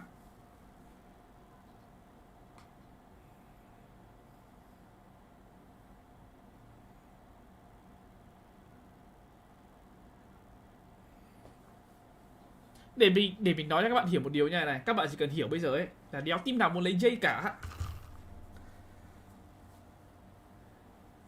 Các bạn chỉ cần hiểu một điều là đơn giản như thế thôi. Meta giờ có phải meta chamber đéo đâu mà. Thứ nhất là lấy dây về lương vừa cao, lại còn khả năng đánh bạc. Có thể là dây sẽ bắn hay như đợt trước, có thể là không. Lương dây cao lắm.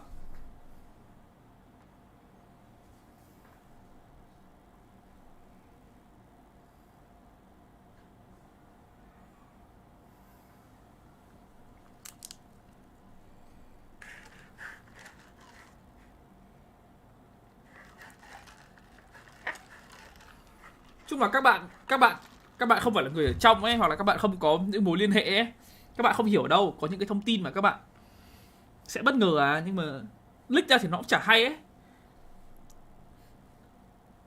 Mình chỉ khuyên các bạn ấy là các bạn hạn chế đi comment mấy cái kiểu ui cái gì à, chỗ này chỗ nọ ông này chê không thèm vào các thứ. Có những người ta xin vào vẫn bị từ chối đó các bạn ạ.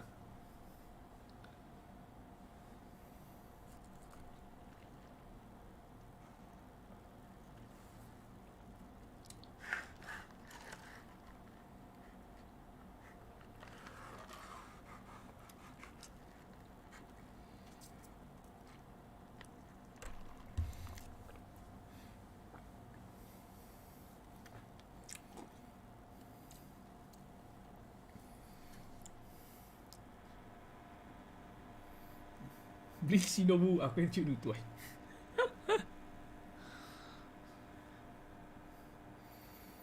Thằng đấy phải mày nó anh Luân cho nó đi đựng phòng đi anh Luân, cho nó bắn ở Việt Nam ấy kìa. Nó khóc lên khóc xuống.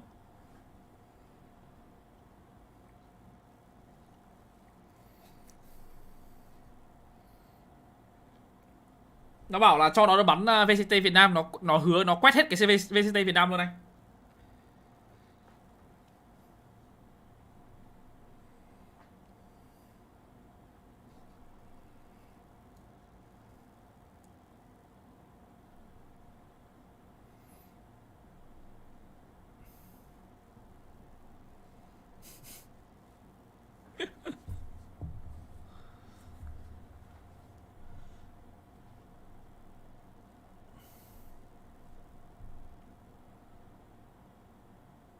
Giấu tên 742 đã uy scan 10.000 đồng. Anh có còn chữ ký của TH Civic CSGO NSKA?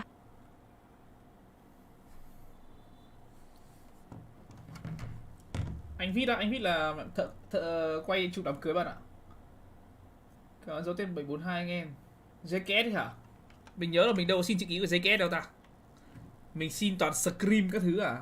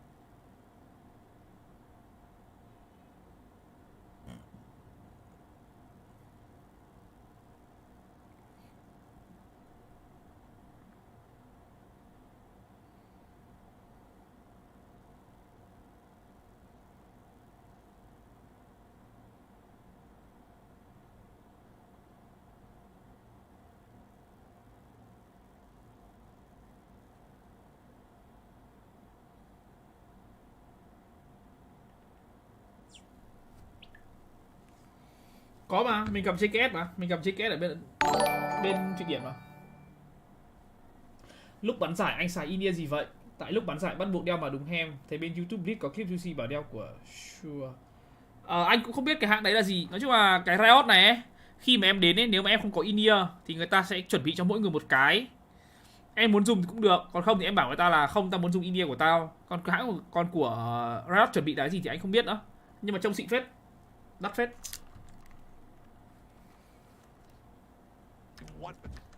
Quads. Where does it all come to an end? I like what you were saying about the fact that they can't hide strats. I mean, this is really going to come down to engages and executes, but it's going to be on a very tried and tested map, Ascent. They're opting to go for the defensive side first here. We'll see fairly limited flashes. You have those curveballs to play off of, but nothing long range. You can't really have texture flash you into somewhere from a different part of the map. As it looks like we are going to be picking the second map off with a lovely little tech pause. Yeah, looks like we're having some kind of technical issue. Hopefully we can get this sorted in a little. Anh ơi, em nhớ là Sentinel được franchise mà sao vẫn phải bắn LCQ vậy anh? LCQ này là khác mà em. LCQ này là dành cho những team ở franchise để đi champion mà. Chứ có phải như bọn anh bắn Ascension đâu. Giấu tên 742 đã uy scan 10.000 đồng. Civic tung của A ơi mặt cười. À, cả tên 742 anh em. Savage tung của thì anh không gặp.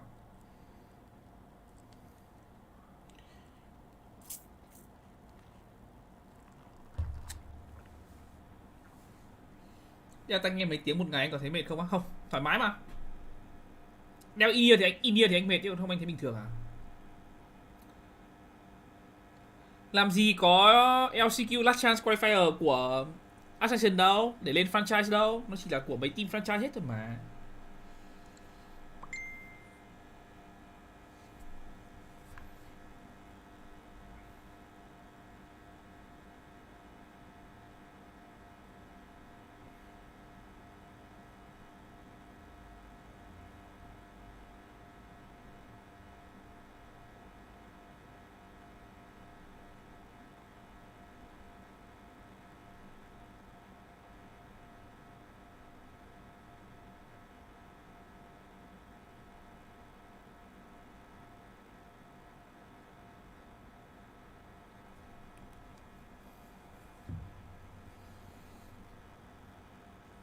Login là kiểu năm đầu ấy, vội vã thì người ta làm vội thôi, chứ mấy năm sau không có login đâu.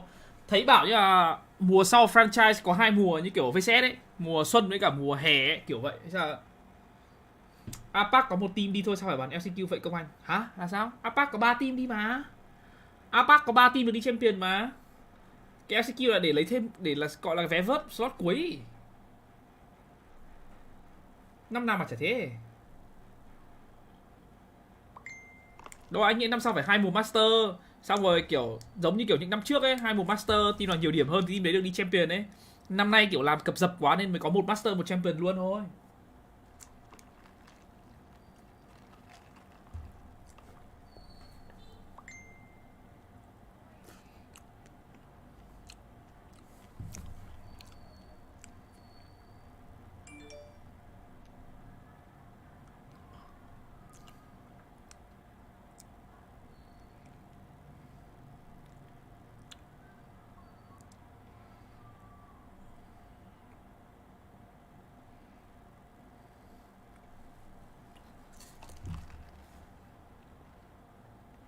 Không có login.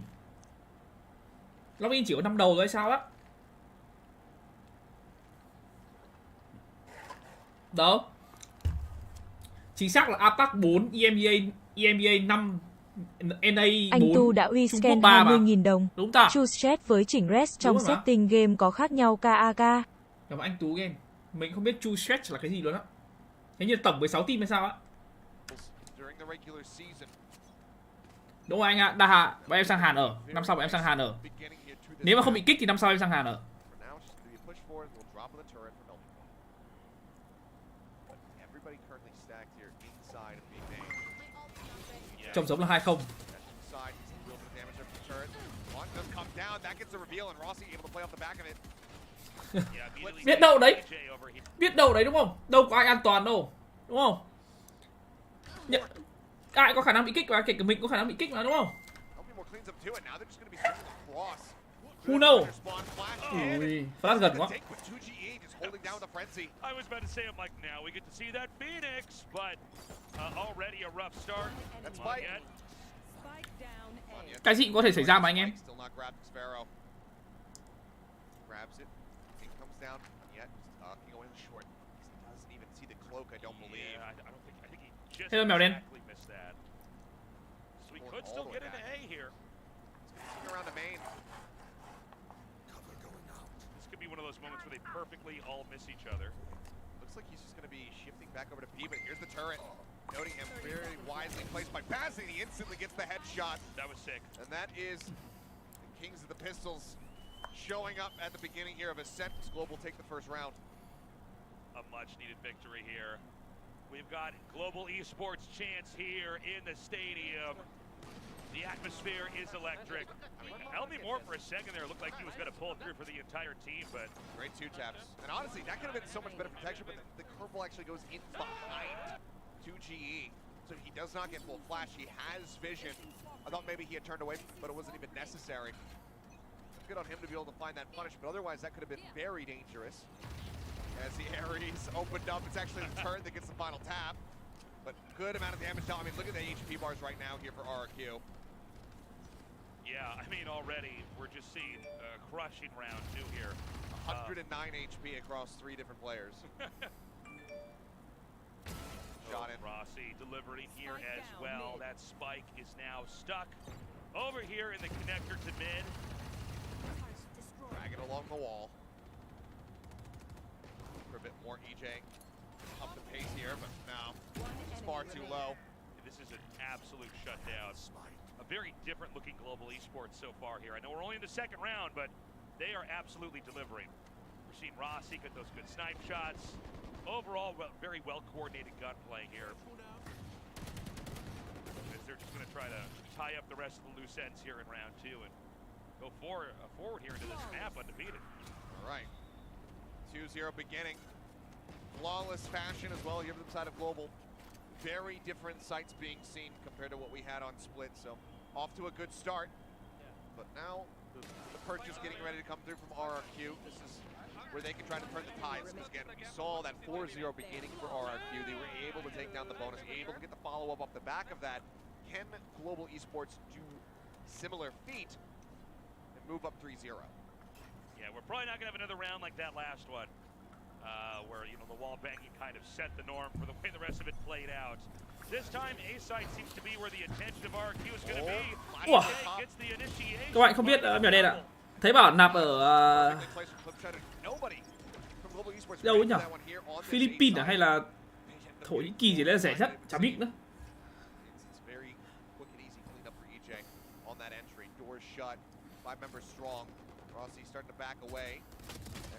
Sparrow will lose out on the trade here. Aimern able to take him down, 13 HP though. Hand over the Bulldog. EJ hôm nay bắn hay phết. So, Global Esports, a quiet response here. We do have Rossi wrapping around here. There is, oh, hold on a second. Bossy gets it started. He does. Shots across, takes him low. Flips. And Elmimore, both knocked a little bit weaker, but Flipshider will be able to find the headshot at the end. It seems like Aimern is just opting to hold on to this Phantom, which is somewhat curious. I mean, this is already... That's huge. Mình nghĩ là 2-0. Great, I would say.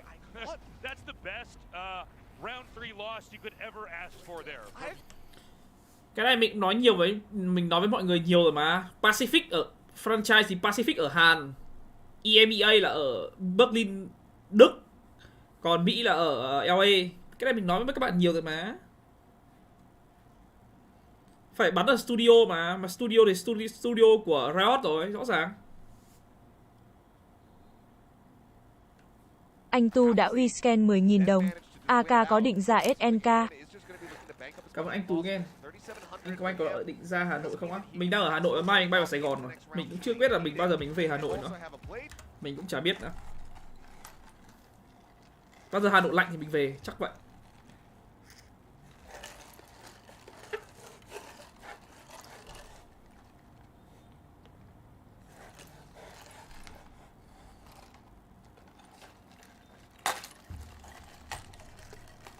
Đúng rồi, ra ăn được bún chả, ăn được bún đậu là mình cũng thấy vui vẻ rồi. Đang mát mà nhỉ? Thôi bạn ơi, hôm nay với hôm qua nó mới mát thôi. Chứ cái hôm đầu mình tiên mình về, uầy, nó là một điểm mà nỗi ác mộng luôn đấy. Đúng nghĩa nó là một nỗi ác mộng luôn đấy. Cái hôm đầu tiên mình về ngày đó. Cái hôm đầu tiên mình về, uầy, mình sợ vãi luôn.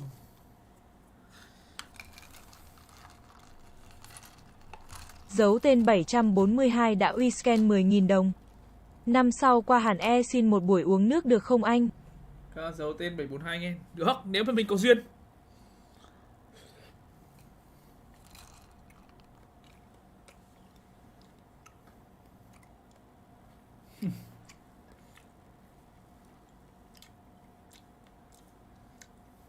Bao giờ bị lại mày con rơi con vãi ở mèo đen.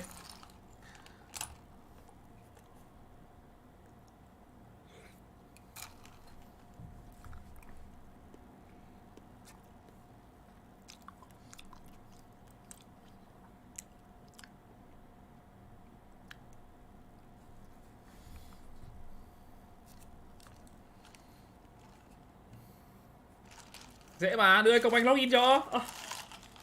Ủa, Công Anh login được là xong mà.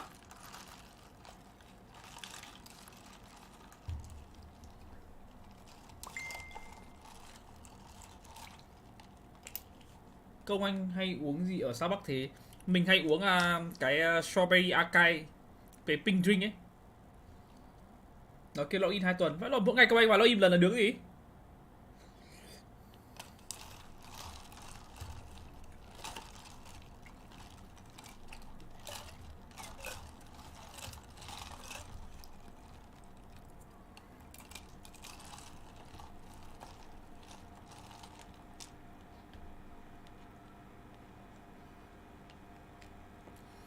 Đôi khi không nạp tiền cũng tốt, giúp mình tiết kiệm vào đen ạ.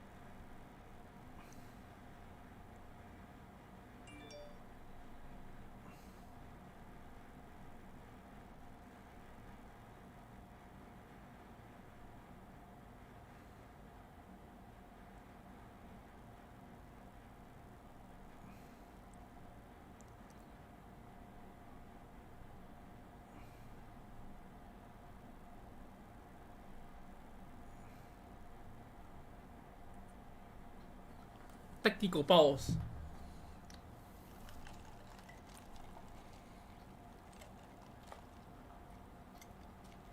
Anh có dán grip tape lên chuột không anh? Không. Ha, mình vào Sài Gòn, mình lại đéo có màn hình 2. Vào Sài Gòn Watchparty lại một màn rồi. Như vậy, lại scam cái iPad của Hồng Anh vậy. Rất mệt.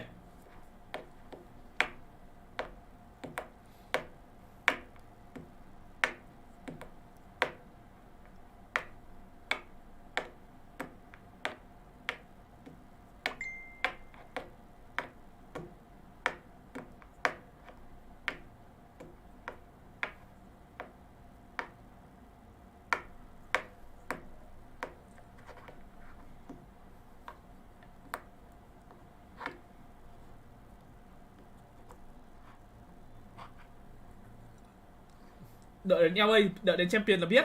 Gì đâu mà. Các bạn đừng nói thế, đừng nói êm something hơn. Trời ơi. Đừng nói êm something hơn này hơn nọ. Thong thả thôi. Đó không, mẹ Ducky cũng không phải cức đâu mà. Đó là đi bé duelist của đương kim vô địch thế giới đấy. What the fuck. Something có cái gì để mà hơn. Something nó được MVP của Pacific à? Ducky nó cũng vô địch thế giới với Fnatic đấy. Đồng ý là không nói về đội tuyển, chỉ nói về em. Nhưng mà cũng không thể nào mà nói tự dưng nói một thằng mẹ mày mới nổi được 5 hơn nữa. Hello TNT.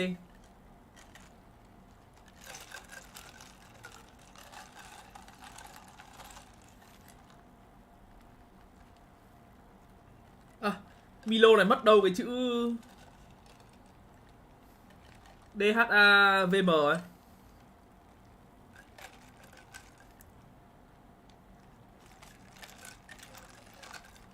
Bạn em làm kèo nếu PPF vào chung kết Champion nó cạo đầu đi xem anh.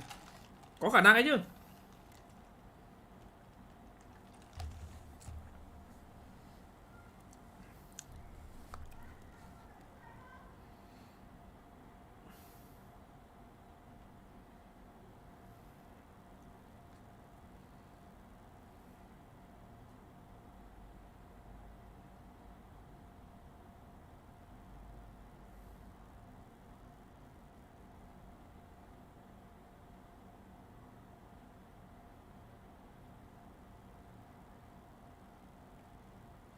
Cảm ơn Nguyễn Hoàng Phúc với 9.000 qua MoMo nghe. Qua Sài Gòn anh Công Anh có đi đâu không ạ? Ước có được kiểu ảnh với anh. Anh cũng chưa biết em ạ. Anh chưa có kế hoạch gì cả. Chắc chỉ đi ăn đi uống thôi.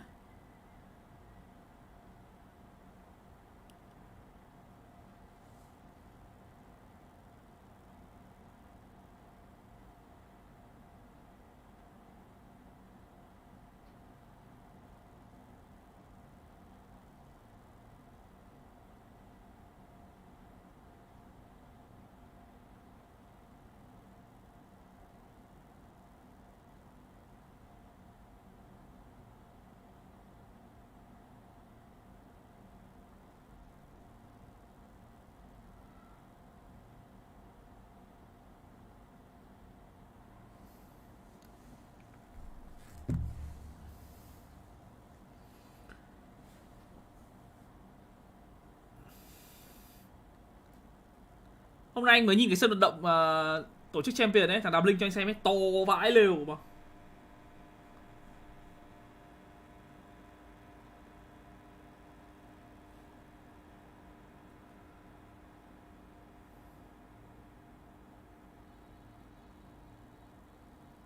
Vãi lồn lại 15 phút rồi.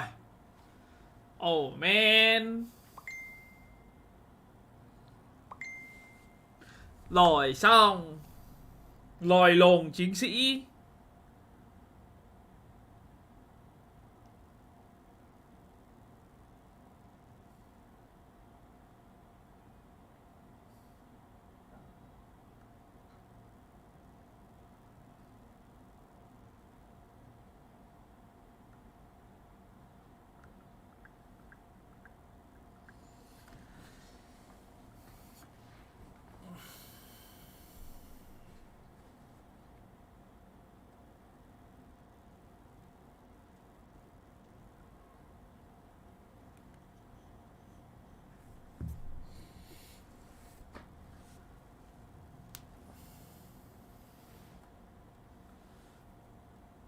RQ20 cho anh bảo 20 em Hùng.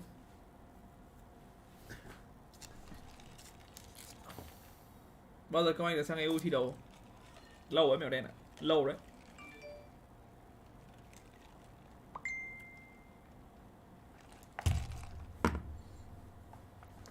Lâu luôn đấy.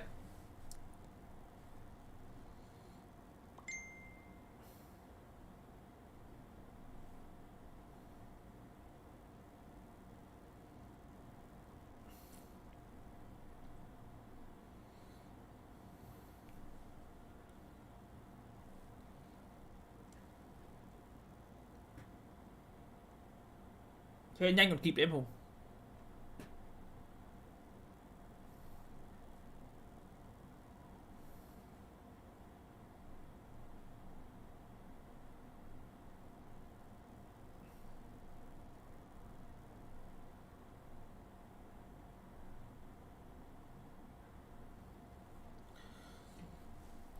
Có tin đồn là Valorant sẽ là khu vực riêng về đây ạ.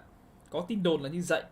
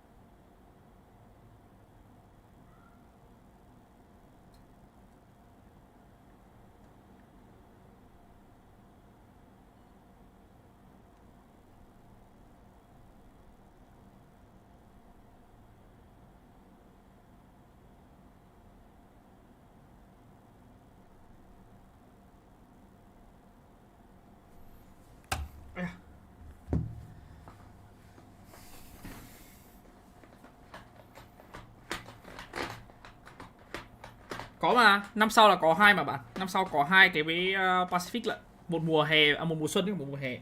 Thấy bảo là năm sau bắt đầu từ tháng 1 đến tháng 2 là bắt đầu rồi sao ấy. Chả biết nữa. Để xem sao.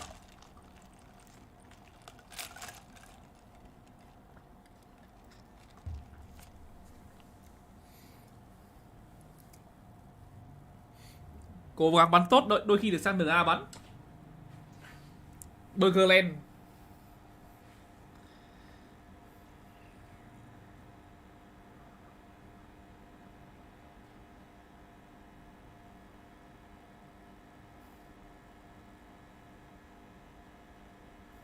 Con ZOWIE lúc mình đang dùng này lúc mua hình như là 3 triệu mấy sao 3 triệu 9 thế nào ấy.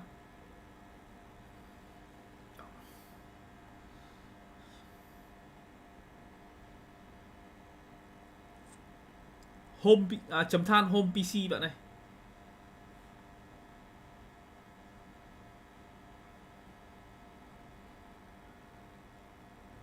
SBTC crazyguy.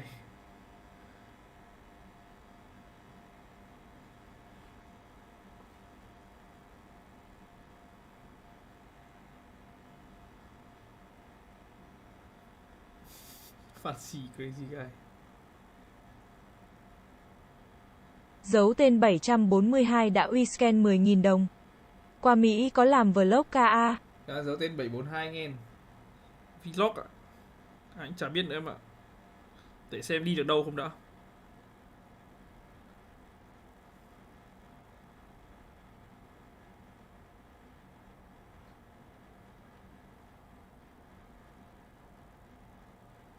Anh nghĩ khi nào thì Valorant có server Việt Nam anh á? Có lẽ là đến khi nào mà mình Việt Nam mình có, mà không, mình nghĩ không có đâu.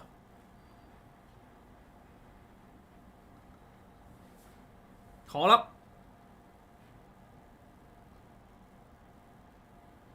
Thôi anh em ạ, đừng nói đến chuyện Mỹ mùng vội. Nói trước là bước hôm qua. Mình mới hẹn lịch phỏng vấn hôm nay này. 15 tháng 8 bắt đầu phỏng vấn.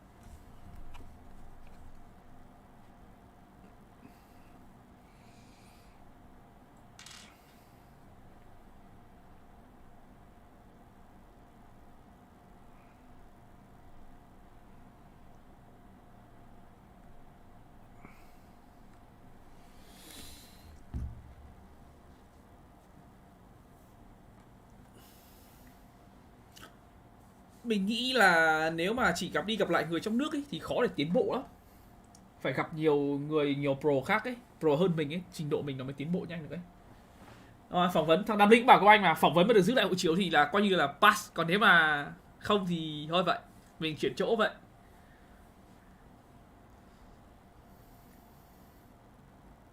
Thôi giờ Việt Nam có mỗi fancy có tài trợ thôi.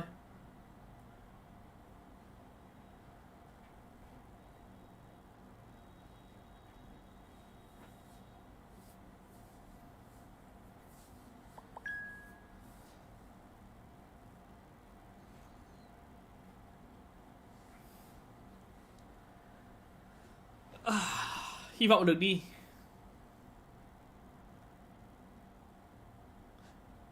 Mấy khi có cơ hội trong đời được đi.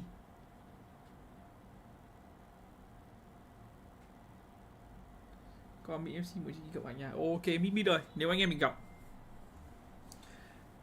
Anh có chỗ nào đặt mua LGG Saturn Pro như anh không ạ? Mình thấy bảo là tháng 8 mới có hàng hay sao ấy. Ở phong cách xanh tháng 8 mới có hàng hay sao ấy.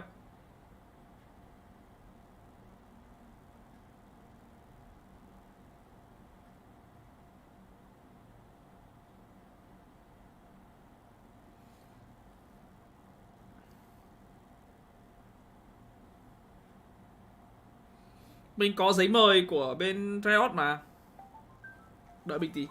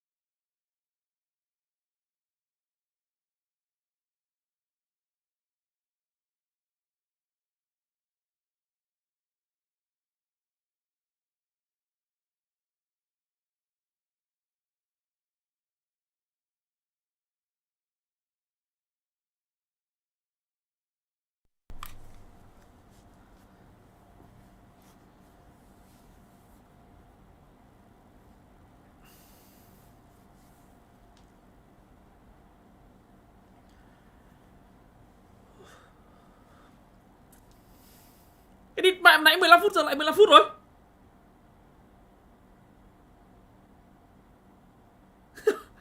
Địt con mẹ mày lại Ascension Pacific flashback rồi.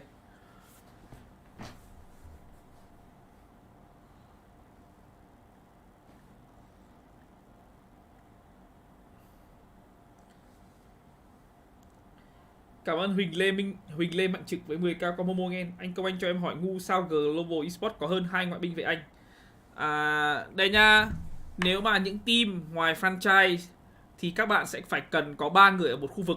Như kiểu là ví dụ Việt Nam đi thì phải có 3 người từ Việt Nam cộng 2 ở đâu cũng được. Nhưng khi các bạn lên franchise thì khác. Khi các bạn lên franchise ấy thì ví dụ nước của bạn, team của bạn đăng ký ở nước nào ấy. Ví dụ như kiểu là Global Esports đi, đăng ký là khu vực Ấn Độ thì phải có chỉ cần có một người Ấn Độ thôi, một người Ấn Độ và 4 ngoại binh. Nhưng trong 4 ngoại binh đấy, nói nhỉ, trong 4 ngoại binh đấy thì chỉ có một người được ở ngoài khu vực Pacific. Tức là ví dụ bạn có thể lấy ở EMEA, lấy ở DA cũng được, nhưng mà bạn chỉ được một người thôi, còn 3 người đến từ những khu vực trong Pacific, như kiểu là ở Trung Quốc hoặc là Hàn Quốc này, Việt Nam này, Philippines, Indo gì cũng được. Hello New.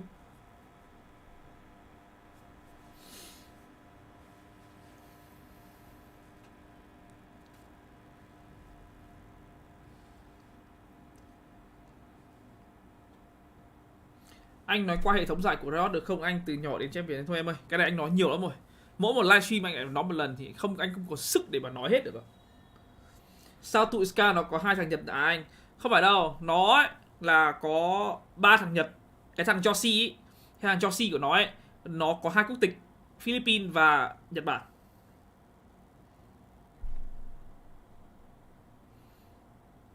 Không phải thằng sắp đâu, mà thằng Joshi nó có quốc tịch Nhật Bản.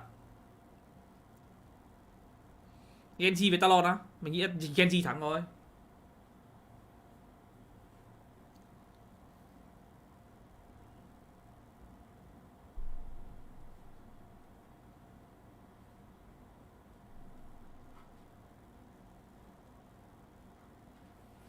Kể cả thằng Jemkin ấy trông giống Nhật Bản.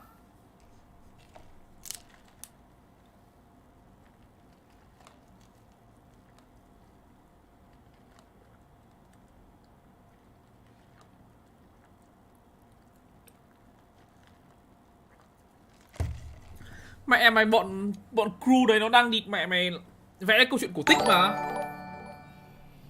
Đợt này champion thì anh mong đội nào vào chung kết nhất. Anh cũng không phải fan ở đội nào ấy, nên là ai vào cũng được, mít ạ. Ai vào cũng được. Có lẽ là Lao, anh thích Lao nhất. Nếu mà để mà nói mà thích thì anh thích Lao nhất. Hết.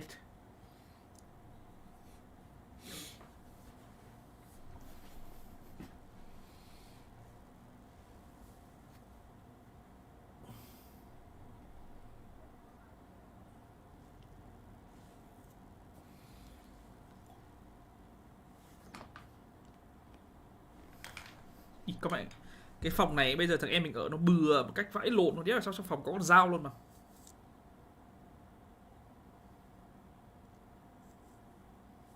Không hiểu.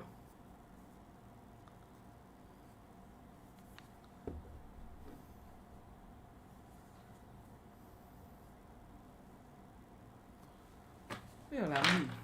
Cái đéo gì có luôn, trên trời dưới biển cái đéo gì có. Nặn mụn có, dao có.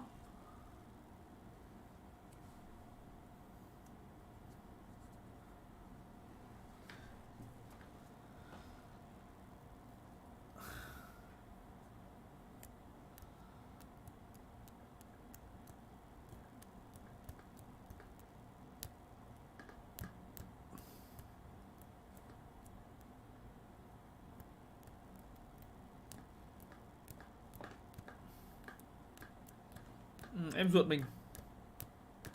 Năm sau ngán hàng nhất vậy Công Anh. Thì tất nhiên nó vẫn cứ là HyperX với DRX thôi anh. Câu chuyện nó vẫn chỉ có thế thôi mà. Tuấn Trùm đã uy scan 10.000 đồng.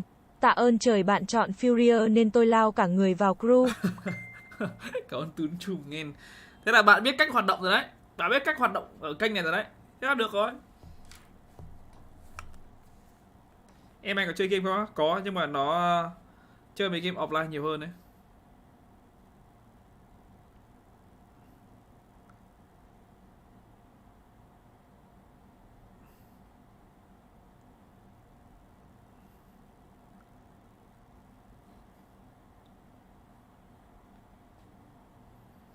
Đặt vé bay đi Thái thôi. Bangkok.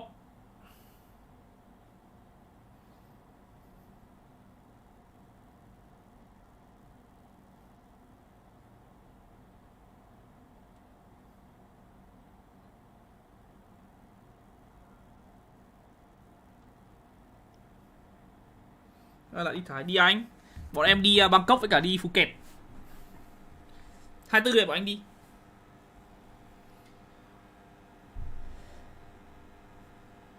Đấy là thằng em họ mình, không phải thằng em ruột mình đâu. Em ruột mình nó chơi mấy game linh tinh kìa.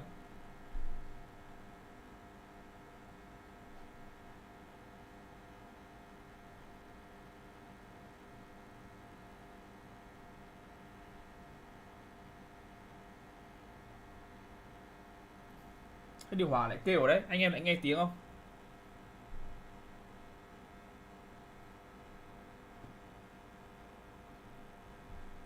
Lần trước đi chưa chán hả anh? Lần trước là mình đi mà bạn.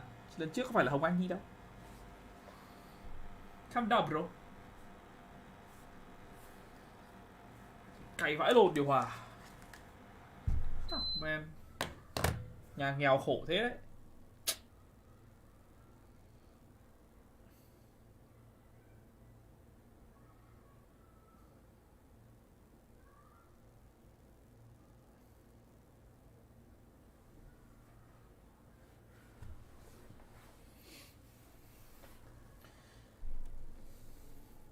Điều hòa tắt đi, tắt bật lại tốn tiền đỏ điện đó anh. Còn hơn là nghe tiếng Mình nghe thì được thôi, mình nghe quen rồi. Nhưng mà mọi người nghe nó khó chịu thôi, chứ mình nghe thì quen rồi.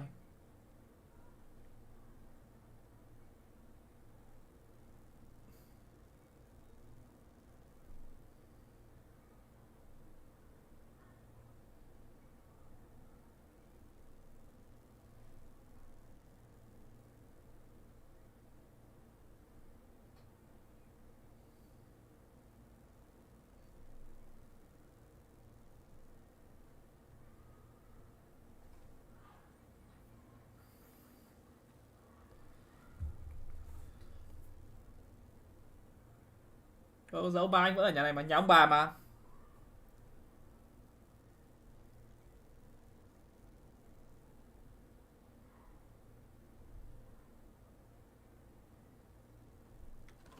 Thế em đụt.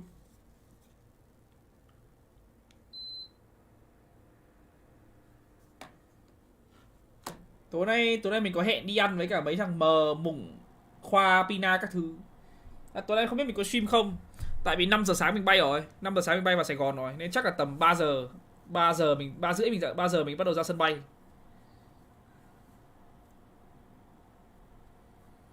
Chả biết lửa.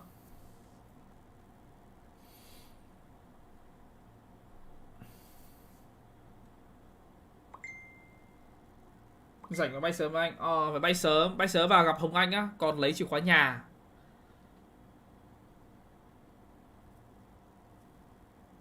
Tại vì mai Hồng Anh đi làm lúc 8 giờ á, nên là bay sớm vào lấy chìa khóa nhà các thứ.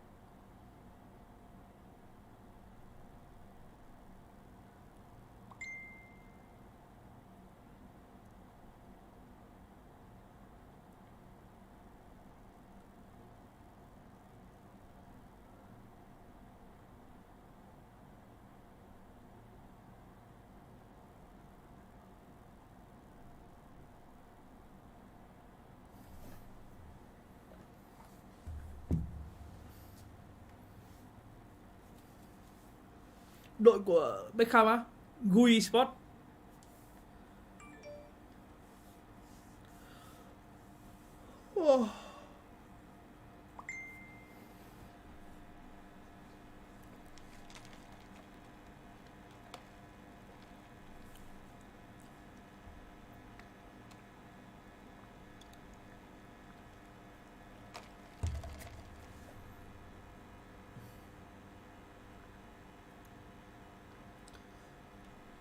Cái gì? Kun Aguro là crew mà.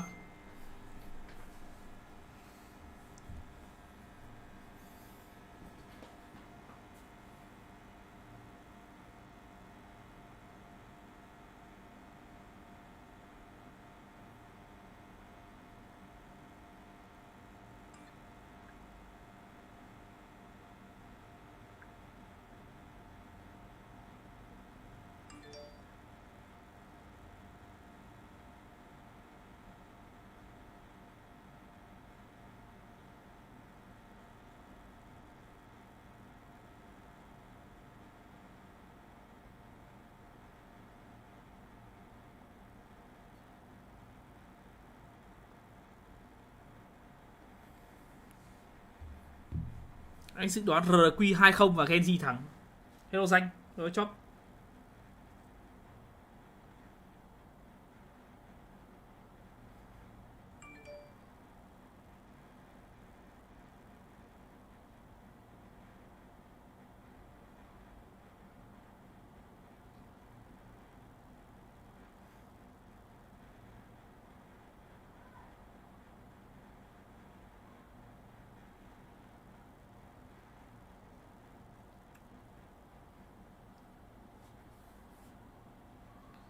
Chung là ở GE này có thằng Monjet với cả thằng Texture bắn hay.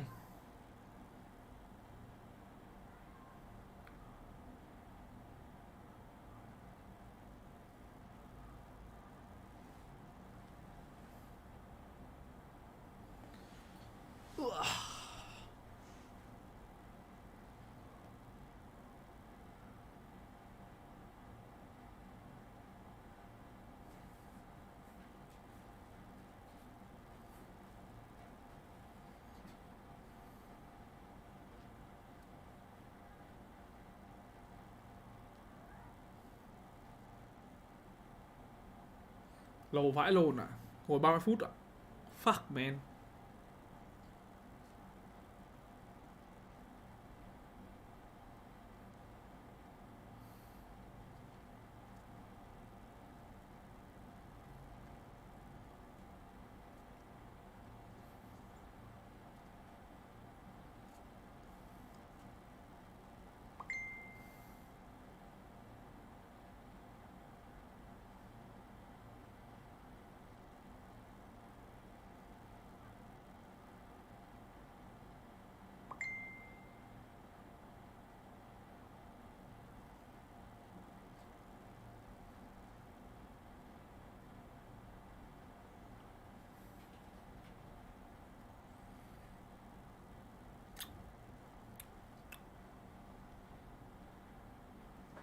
Mà thì vẫn đang bắn bình thường, tự dưng còn lỗi gì nhỉ? Nãy thấy check máy các thứ.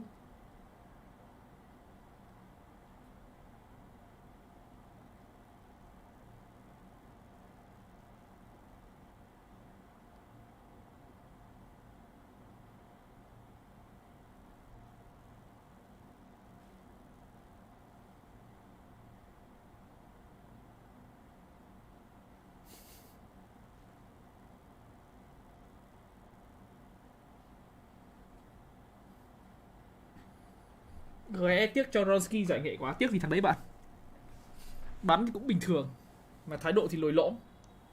Tiếc mình chả đến tiếc vì thằng đấy à. Thằng lồn đấy toxic ác luôn đấy bạn.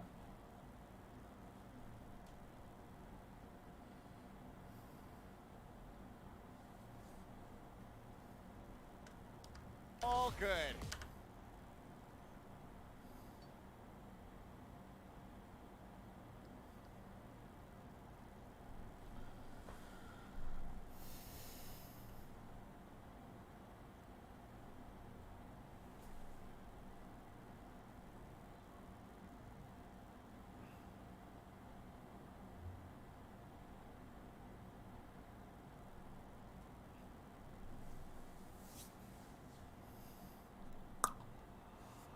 Ôi ơi.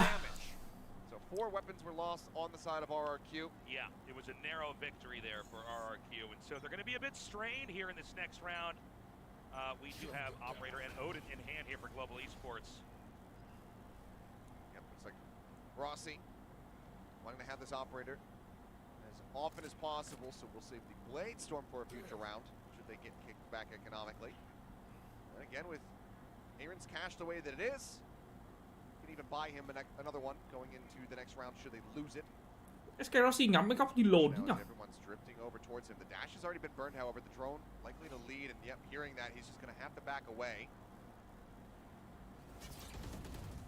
Pop flash in. Oh, looks for the shot. Up close and personal here is EJ. He's getting tagged down a bit. Blades now pulled. He's looking for him. Spots him. Headshot instantly comes across. Rossi. Ui, mẹ mày bắn ngắm. Đem con mẹ mày sao đi cho nó nhanh. The question is going to be, can they get flip over there? They do. He does manage to cross over to the other side, and now Global Esports has their work cut out for them. 4v4 for the retake. Big quad stack in the back. Ults on either side. Sure for now just setting up the flame wall, trying to get himself over towards Switch. Just helping escort them forward. Sen thằng Eskerosi để nhanh ấy, nên là dễ kiểu mấy ông sen nhanh ấy mà kiểu bắn bị tâm lý dễ chớ ấy. Sees the shoe, fires the shot. Texture ready here with the flash. Try to flash them in. Wow. Pulls the trigger on it. Ellie Moore going to be taken down. Everybody else Đấy. situated here in boats.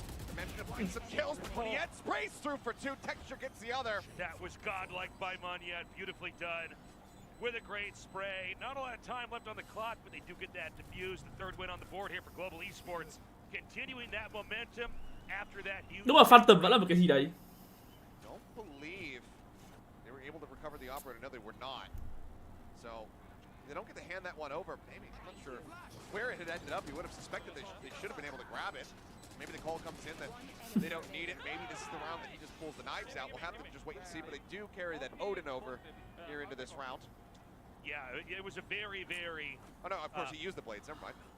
Hefty you buy around there. So right now, RRQ looking pretty broke, pretty busted here with Global Esports.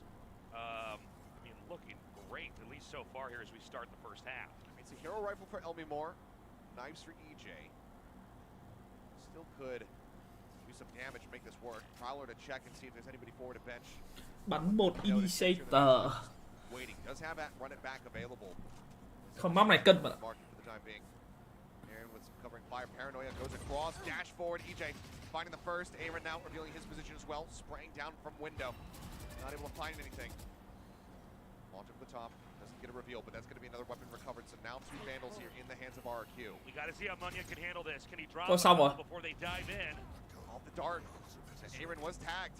Munya able to find one, but EJ, a very easy cleanup through that smoke as they go dropping down into the site. Now 3 rifles strong. This will be a huge win for them, and EJ with 3 makes it that much more possible, that much more likely. Yet with another TP to the opposite side, but it's noted. EJ will find a 4K to get a thrifty win. Keep RRQ within touching distance.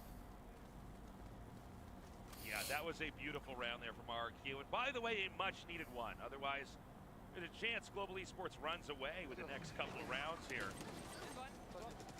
With EJ, you know, whether he's on a rifle, on the operator, on his ulti with the knives, or even with a shorty, he is always so on point. He's always able to come in there, draw the crosshairs away or towards him, get the kills, and allow the rest of the team to spill in. Trông giống 2-0 rồi, trông 2-0 bảo đảm thôi. Không, phát đấy mình nghĩ là SK Rossi làm không sai, chỉ sai là các bên bắn trượt thôi. Cái phát đấy SK Rossi xử lý không tệ, chỉ có mấy ông sau ấy xử lý hơi tệ. Kiểu cứ từng người một đã chết ấy. Cả ông trên Heaven nữa, ra bắn con drone nó tác, thế là bị EJ bắn qua smoke chết. Hay thua. Đáng lẽ là nên bỏ cái xe A đi và tập trung vào clear Garden trước. Garden còn không clear được, site không clear được, cuối cùng là chả clear được cái gì cả. Đã thành khó luôn. Kiểu tham quá ấy. Kiểu phát đấy có thông tin là địch chưa vào site A mà chưa vào site A thì ở đâu ạ? Chỉ ở Garden thôi.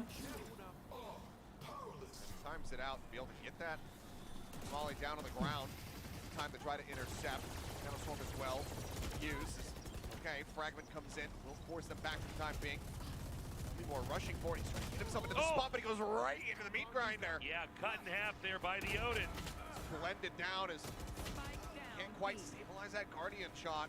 Find the second kill. 2GE does break open the site, but 2v3. This plant coming down. Go lockdown. Should they feel the need to use it here? They've got EJ that can work a wide angle. Meanwhile, they're going to have 2GE push up right into that bubble. Oh, he's just ready for it. That's exactly how they're trying to play this one out. And now, Munyet would love to have a different weapon. Sit off and hands TP4. They're ready for him. You know, in these 2 maps, we've had a lot of moments where Omens are teleporting across and getting killed right when they arrive. Yeah. Just not quite getting a decent sense of where the opponents are going to be. Now it's going to be Global's turn to try to pull off their own little thrifty win here to re-establish a lead. Otherwise, RRQ. Ít nhất là đặt cái anti ở City thì cũng được mà. Away from them, and they've got quite a bit of cash banked up as well. Okay, well, we're starting to have that reversal occur here. RRQ looking extremely strong. Global Esports here with a pretty heavy stack in the mid. That should leave A pretty open if RRQ does decide to get in there and try to take that. All they have to do is get past Munya and Sheriff. And over the top, not gonna note anything over towards Wine. Able to clear out that drone. Paranoia across, very nicely done. Got the peek coming through in the haunt reveal. Doesn't matter too much because no one's in a position to actually punish him through a smoke. One yet, taken down, lockdown. Going to be invested here, so Elmi Moore and RRQ not looking to mess around, not looking to give them that that chance, not even giving them a Tún hope chùm đã uy scan 10.000 đồng. Blitz dấu lớn cưa imo. Vâng, tún chùm nghe. Không nói ra, chưa bắn không thể nói thế được. Nhưng mà cảm giác như kiểu là Go Esports này nó nhào nhỉ? Như kiểu nó không có tâm trạng để bắn. Cảm giác là như thế. Không phải nó chóc đâu, mà cảm giác kiểu nó không có tâm trạng để cảm giác như kiểu là muốn thắng ấy. Ui.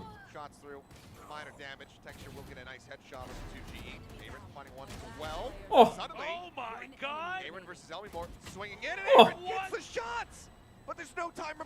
Chết đi.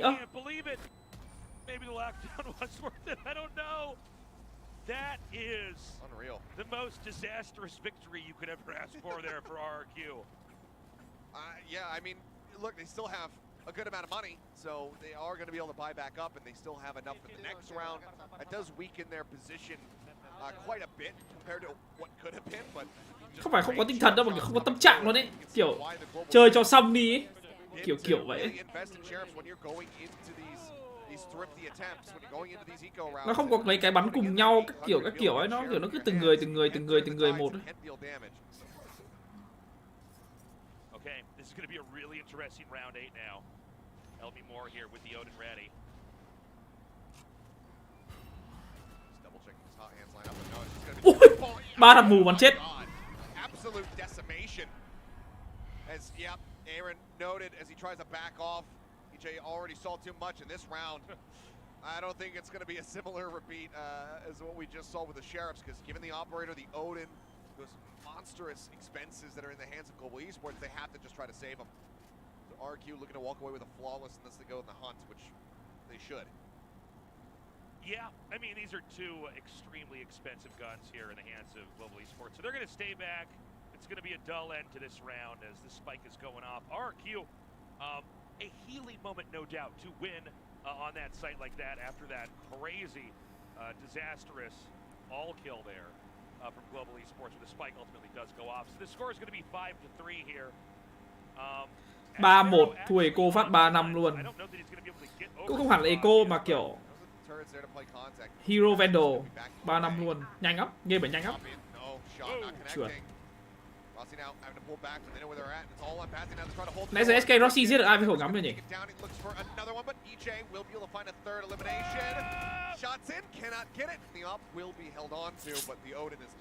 Now we got to see can Rossi get something done with this operator. He's had his moments. Other times, you know, it's been rough and it's had to go to texture here. Phoenix on the off, not what you want to see. Yeah, you mentioned it earlier. It did look like he was going to go for some kind of a lineup there, try to molly the position, but instead it turned out to be a flash peek. I think the call. Thôi cứ so sánh với Blitz làm gì? Bọn mình có bắn với người ta đâu. Đôi khi mình bắn với bọn mình bắn với cả Global Esports mà mình thua thì sao? Đúng không? Cứ so sánh bắt cầu làm gì cho mệt.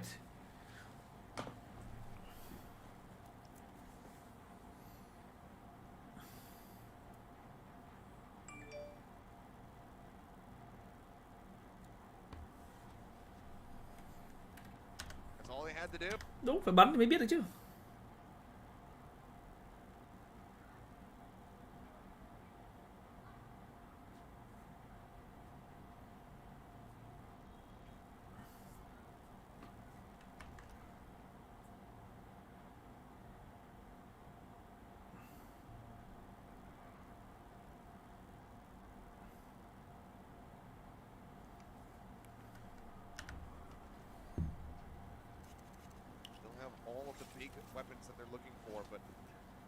Có thể là Zeta, có thể là Secret. AQ cũng có cửa, nhưng mà AQ cửa không cao lắm.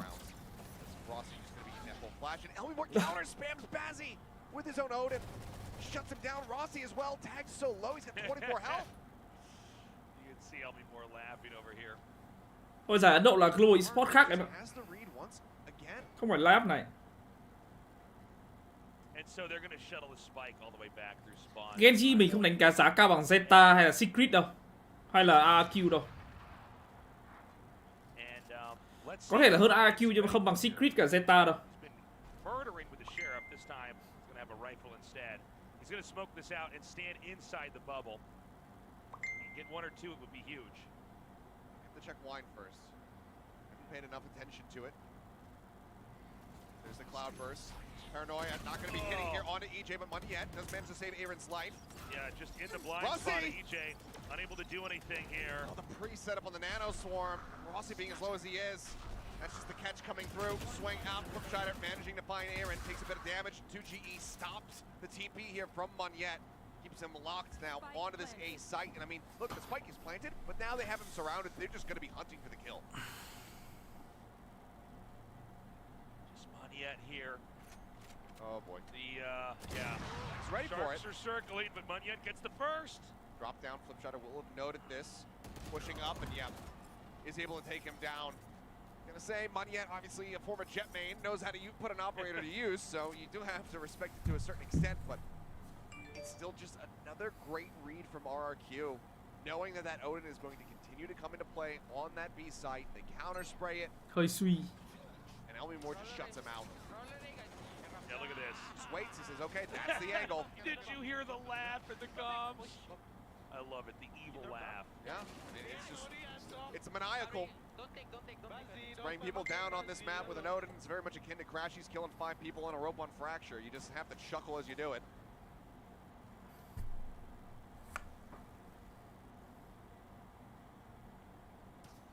Right, in this next round, a quiet start, a heavy stack into mid. An opportunity for Rossi to peek. He's going to stay back. Both shock darts going to be using. Sparrow is looking to clear out potential KJ util, but as we can see, Bazzi is fully shifted over towards the A site, so he's got his full setup here. Munyet quickly clears the drone. Oh, Rossi spotting EJ. Now Rossi's stuck back there unless he can get across. Okay, I was going to say it's a really shallow cloudburst. He actually was exposed for just a bit, but EJ couldn't quite get the punish. He just puts him down to 85. Pressure builds over here at A. There is a gauntlet of Killjoy utility over here. Watches now over the top. Bazzi tucked away in hell. Munyet keeping down onto the low ground into the smoke, but still receiving some damage. Some warning shots sent towards him. Ooh, Swinging out, finds one. Spike down. he's so clutch here. Bazzi's out in the middle of nowhere. He ends up falling. He has to know that the swing around the side on his flank is coming through. There's going to be type 1, but yet, what is that shot? What? Cái đồ đúng người cánh kèo luôn, nghe toàn tắt. And he's got it. What a play from Munyet. Munyet is out of control. This is insane. That was all him back there. I cannot believe it. I mean, I kind of can. It's Munyet, but at the same time, with a Guardian. Yeah. I guess if This you can one. click on those heads. He's basically still moving. If he counter-strafed at all, I could barely notice it. Wow. All right. That's a gut punch. No Your kidding. RQ, but how quickly can you recover from it is the question. All right, some pretty quick movement here from RQ. They are very interested to get into the B site here. Bazzi may make this an impossibility. EJ has already penetrated the site. He's got good damage across though. Flipshutter getting tanked. Everybody worked low. Texture situated now. Spotting up, sends the curveball up over the top. Hot hands as well, just for further dissuade. I'll see Will get caught over at switch by 2GE.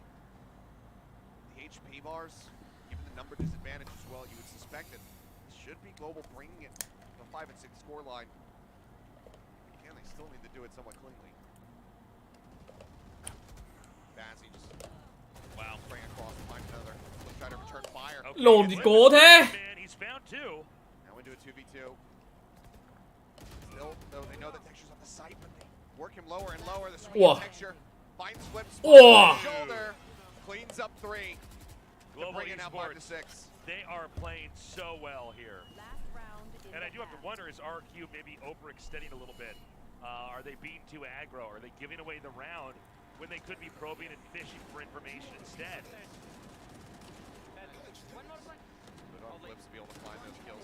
Do a little bit of extra damage, but the cash flow right now for Global Esports is still very strong, so should have their full purchases Huh. going into this final round of the half. Yeah, I mean, opportunities are certainly still there. Munyet's going with a judge. Let's not forget, in the first map here, it was either going to be 6-6 or 7-5, so a lot of mirroring of the first map. Hey, roll command, rolling. Go. god, they're matrix dodging these bullets through the wall. Somehow no one really taking any damage there again. Little chip off the fragment. Let's knock Bazzi down to 82. Meanwhile, Muniet, Jill peeking over here. It's actually swapped over, didn't notice, but did purchase a Vandal in the end. Spots two. And that's the spike on this side. Paranoia connects, he knows it. Xparrow trying desperately to keep himself safe. Sends out the recon. Now he doesn't know where he is. Oh! Spotted, Muniet guns him down. Spike on the ground. A minute left to go in the round, and Muniet finds a third. Monjet, He just save the keeps doing it. game. It's insane. All right, we've got. Well, It's just EJ with the stinger. yeah, that's it. I mean, this is basically impossible. Let's see what he can do. He goes down. Global Esports ties it up 6-6. A great run back here on the back end of the half to make this even. It's definitely not what Global were after, though. As we go into the half. SK Rossi 63 giờ 68 mẹ. But it's definitely a great run back after allowing for RRQ to string together 5 consecutive rounds to make sure that they're fairly unseparated. The blood might be flowing just a little bit more now here for Global Esports, but again, the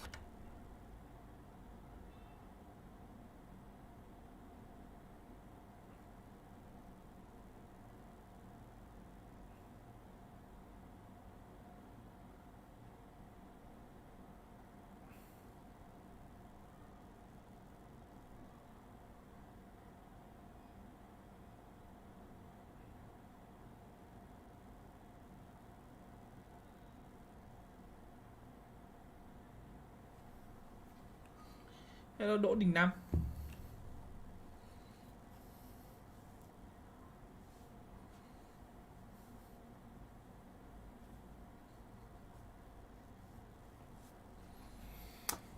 Thôi đừng chê Ten Z gì anh em. Đến cả những nhà đương kim vô địch những nhà vô địch thế giới Pancada với CC bắn đâu có hay đâu. Đúng không? Seken bắn hay mà.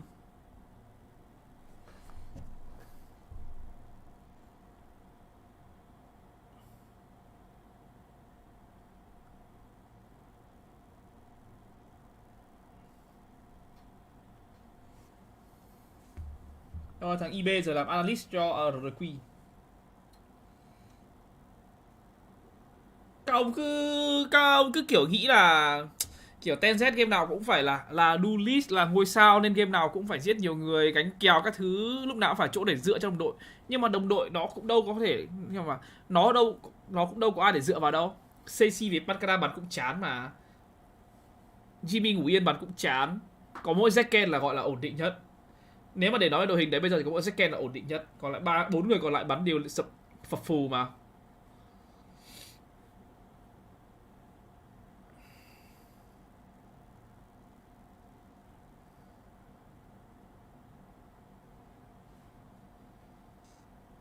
Anh Công Anh ơi, Hà Nội ăn bún đậu đâu anh? Bún đậu Hàng Khay, bún đậu Mã Mây nhiều mà em.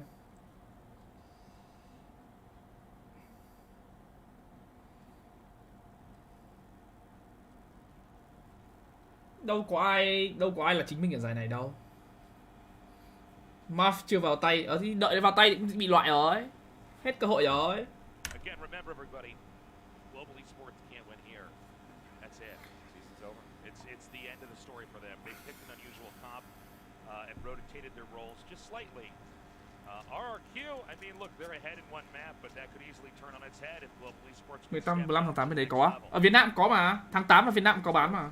Reminding as well that if Global Esports can come away with this, how bold this strategy is, because it's not just the Phoenix, it's not just the fade, which is something that's kind of fallen out of favor. We've been seeing more standard, Sova picks coming through here on Ascent. This is Bazzi playing Killjoy for the first time on stage. Is Aaron playing Fade for the first time? Dexter playing Phoenix for the second time ever. They can make it work. The boldness, the gall to Sao lại thả chó đấy nhỉ? Đồng đội kê rồi mà nhỉ? Clear rồi mà. Ném mắt trượt đúng không ta? Đúng rồi, ném mắt trượt.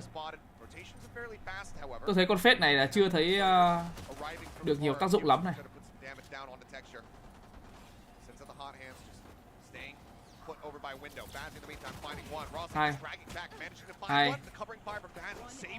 Hay. Cover nhau tốt, kẹp chéo tốt. It's already the dash gone. His one cloud burst expended. One yet sends a smoke just to make it that much more difficult for him, and the door is shut. Dùng skill hơi lỗi nhưng mà mình đánh giá là phát rồi là một pha đến hay đến từ vị trí Global Esports. Gọi là kẹp chéo các thứ đổi mạng tốt á. Mặc dù bị flash cả hai người nhưng mà đổi mạng thế là tốt á.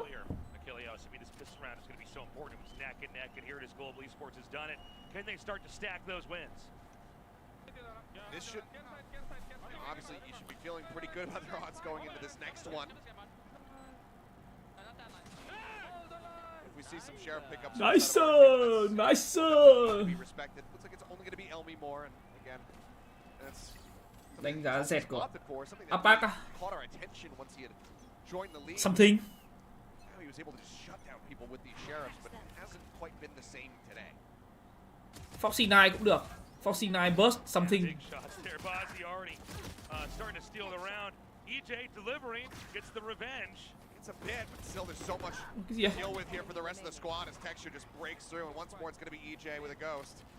Yeah, a very likely and expected loss here.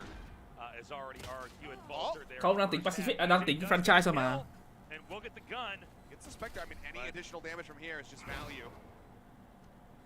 Gonna back away. Texture very much willing to hunt him down. Yeah, and it looks like he's going to wrap all the way back around here into A. Onya going to smoke this off. I mean, at the end of the day, you can just stay put, guy to the spike, Yeah, exactly. not give up that extra bit of ult charge here. Seems like that's going to be his intention, but swings out now. Okay. That's too bad. A little greedy there. RQ, you know, it started out neck and neck here. Global Esports with that 2-point lead in that oh-so-critical round where RQ can come in here with bigger and better guns. Are they going to be able to start to reverse this? Gives them a nice little stretch lead. Taking this bonus for themselves would be an enormous boon. Cái lộn gì? Toward extending us into a third and final map. Let's see, Xvero Sova on B site. Man's got a note. He sprang off the rev fast, he playing back. He says, yeah, I do the same thing. I'm anticipating this. Now he's going to try to play push over in towards B. Nade down, run it back. Moving here for Texture. Does get the tap onto the door, just to clear things out. And we'll note that the site is empty. We're snapping back over into A main, and now the plant tapped for a moment to see if there's going to be any answering util perhaps, but now the plant will come through. SK Rossi. As he around the back, he slipped the net. He's gotten himself all the way through to the defender spawn. All right, we see Munyet wrap around, but he's dropped immediately by 2G. Hay. Rossi doing some work. Hay này. Ôi. Trying to hold down that spray. Ui. Suýt hay. In the end, It's what we expected. yeah. RQ able to recover that, and I would say a healthy round win here. Taking 3 guns with him, including that oh-so-expensive Odin. Scary hay Marco á? Yeah. Marco. And they get the note. I wonder if Bazzi might have been full sprinting at that point. Maybe Marco, my freak. Rồi mới đến I was Scary. expecting them to be further forward, but he was able to turn around. That catch really helped save this round. Because if Bazzi gets into that position, he's able to have that flank, get that punish. And it's hard to say how things would have transpired, but it definitely feels like it would have been going Global Esports' way. Okay. RQ ready to try to even this out, 8-8. Global Esports here to stop it. Odin's out. We're going to have that common wall banging. Note the angling here. Xfero pulled a little bit further back. He's going to look for some kind of an opportunity to be created here between this wall. A heavy stack here for Global Esports just around the corner. Yep, just playing contact there off the turret, sends the paranoia, but Bazzi sprays through, does catch Sparrow on the opposite side for a little bit more. On yet in the meantime, about the clash with EJ and Flipshot on the opposite side of the map. And 2G going to dip down into the lower side of B here in case they do actually try to pierce through. Playing patiently, they wait to have that next spawn available. Ellymore eating the full flash down, eats a Prowler. Guy doesn't know which way he's up, but Covering fire from 2GE. Good cover. Wow, cover đẹp ấy.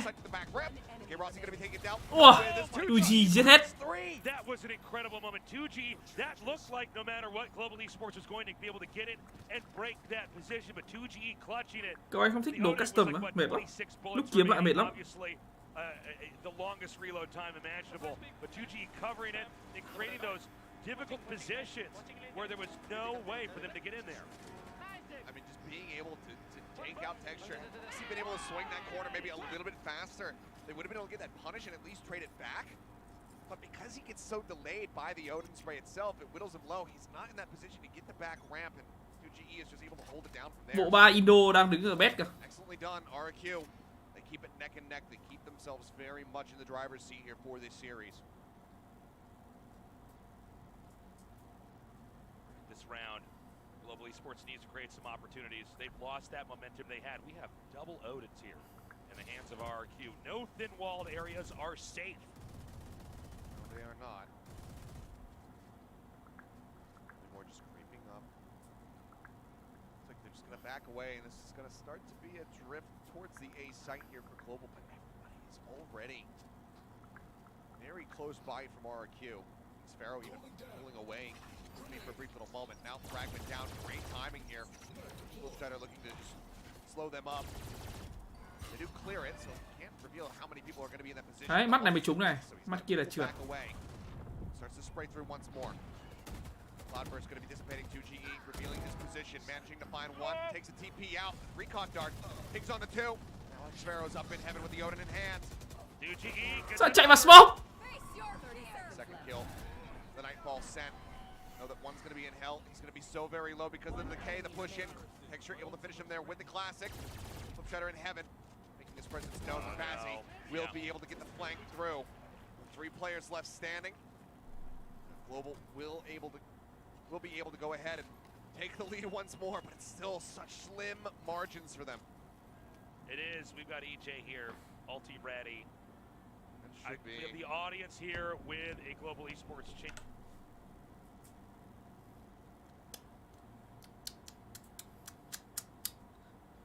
Thăm ao.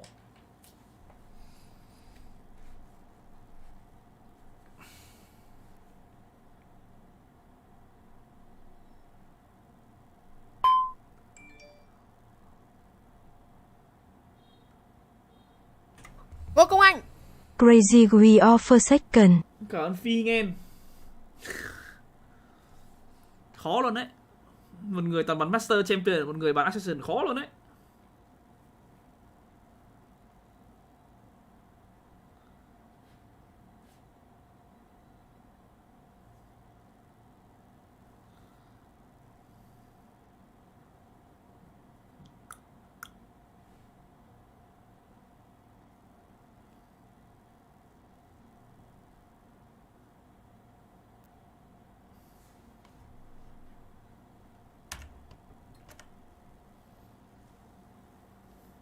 Are going to be able to get a decent sense about what this defensive setup from RRQ is going to look like.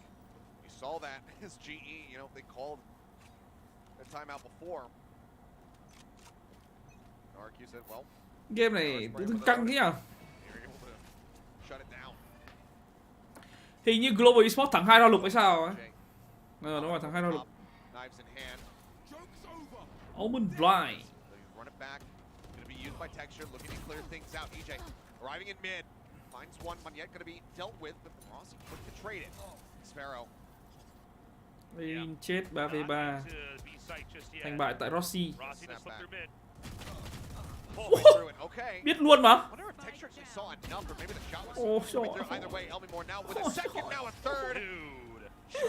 SK Rossi. This B site just seems unassailable right now for Global Esports. RQ just continued to Nó sắp đi rồi em video. every twist and turn. I gotta say, very different victories here from RQ. It's these clutch wins, these wins that look like positionally, I think Global Esports is better set up to kind of win the gunplay moment, but it's RRQ with better reflexes. Clutching these key moments, covering each other very well. It's 9-9. This couldn't be closer. It's a back and forth here in the audience, by the way, with the RRQ cheers and the GE cheers. It is hype. No one knows who's going to take this. This time, EJ's here with the operator, tucked right up, peering down into B. B's been a pretty action-packed sight so far. Looks like EJ's going to try to back up. No, he's going to stay down here and try to peek. Full flash though, has to back away the Prowler as well. Không rồi. Chasing through his Con dẹp thì đã bị xích rồi. Oh, he bumped his head. He bumped his head on the doorway. Bumped his head. The fragment was putting some damage down. Monyet now going to be dealt with there by the operator. EJ looking for the follow-up shot, and he's got him. Enemy remaining. And it's again just the B side cannot be taken. Tự dưng hết cân luôn. Tự dưng hết căng thẳng luôn. Tự dưng thành game dễ luôn. Is just ready for it, and they have every measure in place to just shut them down on these pushes, and it looks like it might just be a back-to-back tech pause, or rather a back-to-back timeout. What I mean, well, don't hold your breath. I mean, the way today's gone. It did appear, I wish I could have looked at that shot a little bit longer. It did appear that Rossi made a mistake on entry, jumping up. What doing? What doing?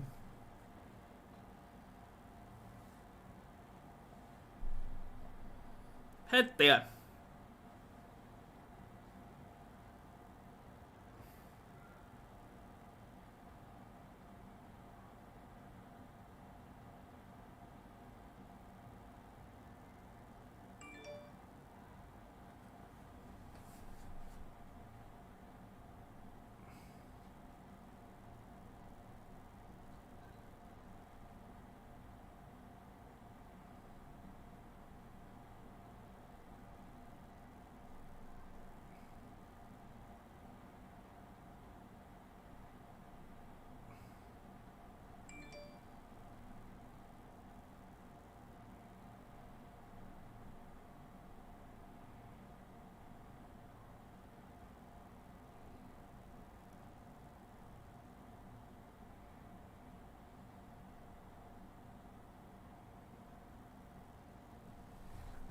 Ready.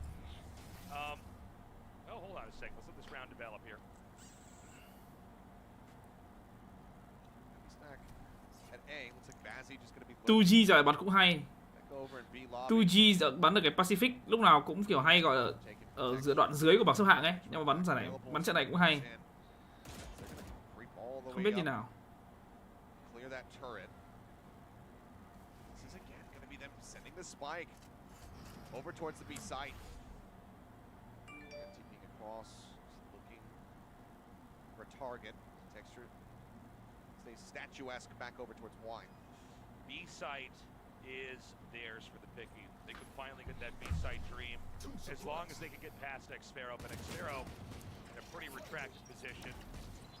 Show a little bit of presence, put some damage across, take some in kind, and get the fragment out. Down as they. Oh, the haunt. Oh, this is a. Not getting the reveal. Oh my God, EJ is sick, and he gets out too. And with the Sheriff, there's just no way that you're really going to get that punish unless you're able to just headshot him straight away. Only worn out, making his way up in the window, but yet able to get the catch. Jukes the TP up, but it's right into the arms of Flipshider once more. Finishes him off. Push around the back, Bazzi. Quick with a headshot, takes out Xpharaoh. Draws some attention, but that off is already staring back across. Bold move to do a 2 versus 1 in the longest angle you can get in the map right there. Gets shut down. Mike now planted. Done. Recovered. He can get 2 here. No! Manages to get the spray, Aaron! Hold up! Hold Somehow up! Keeps him in this one, the haunt. Hold up. Spike, he knows that this is going to be the half, sends it 7 bullets. The shorty drawn down, and EJ Oh my God! has the triple. EJ is a legend. And I gotta say, I mean, in another, one of the different multiverses, that's the round that Global Esports wins, and then we're in map 3 because of it. It would have been such a fantastic feeling for them had they been able to get that thrifty across. But I don't think that they're necessarily going to be disappointed that they couldn't, given might be expecting to end up losing the round. It's really all about what they do going into this next one with weapons back in, having those full buys. As to whether or not they're going to be able to claw this back a little bit more, get to within touching distance, and jump up over the top, and Monyet is ready for this. Quick and early shutdown onto EJ. That's about as good of a start to the round as you could be hoping for here. You're cheering for Global Esports. A little bit of a tactical play that doesn't pay off, but Global Esports still has their work set out for them. It was an attempt.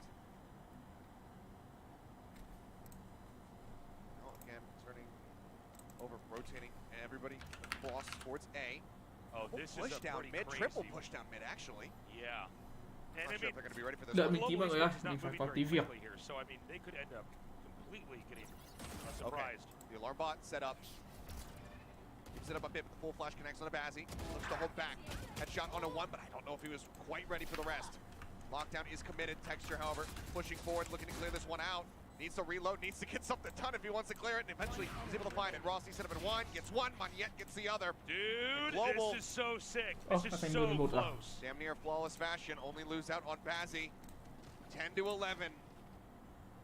One more to tie it up. RRQ, maybe regretting sending EJ out like that. We have rival cheers here in the audience. It is so hyped down here. Yeah, EJ comes up, look at this, boom. I mean, the paranoia just doesn't hit Moniette.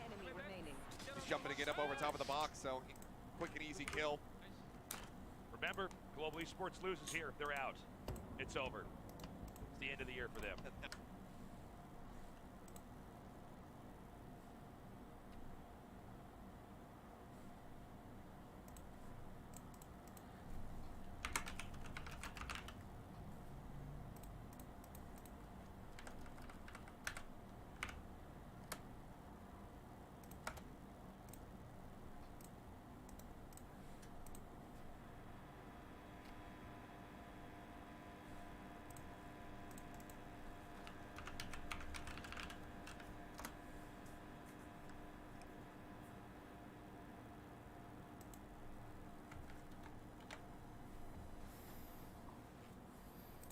Xong.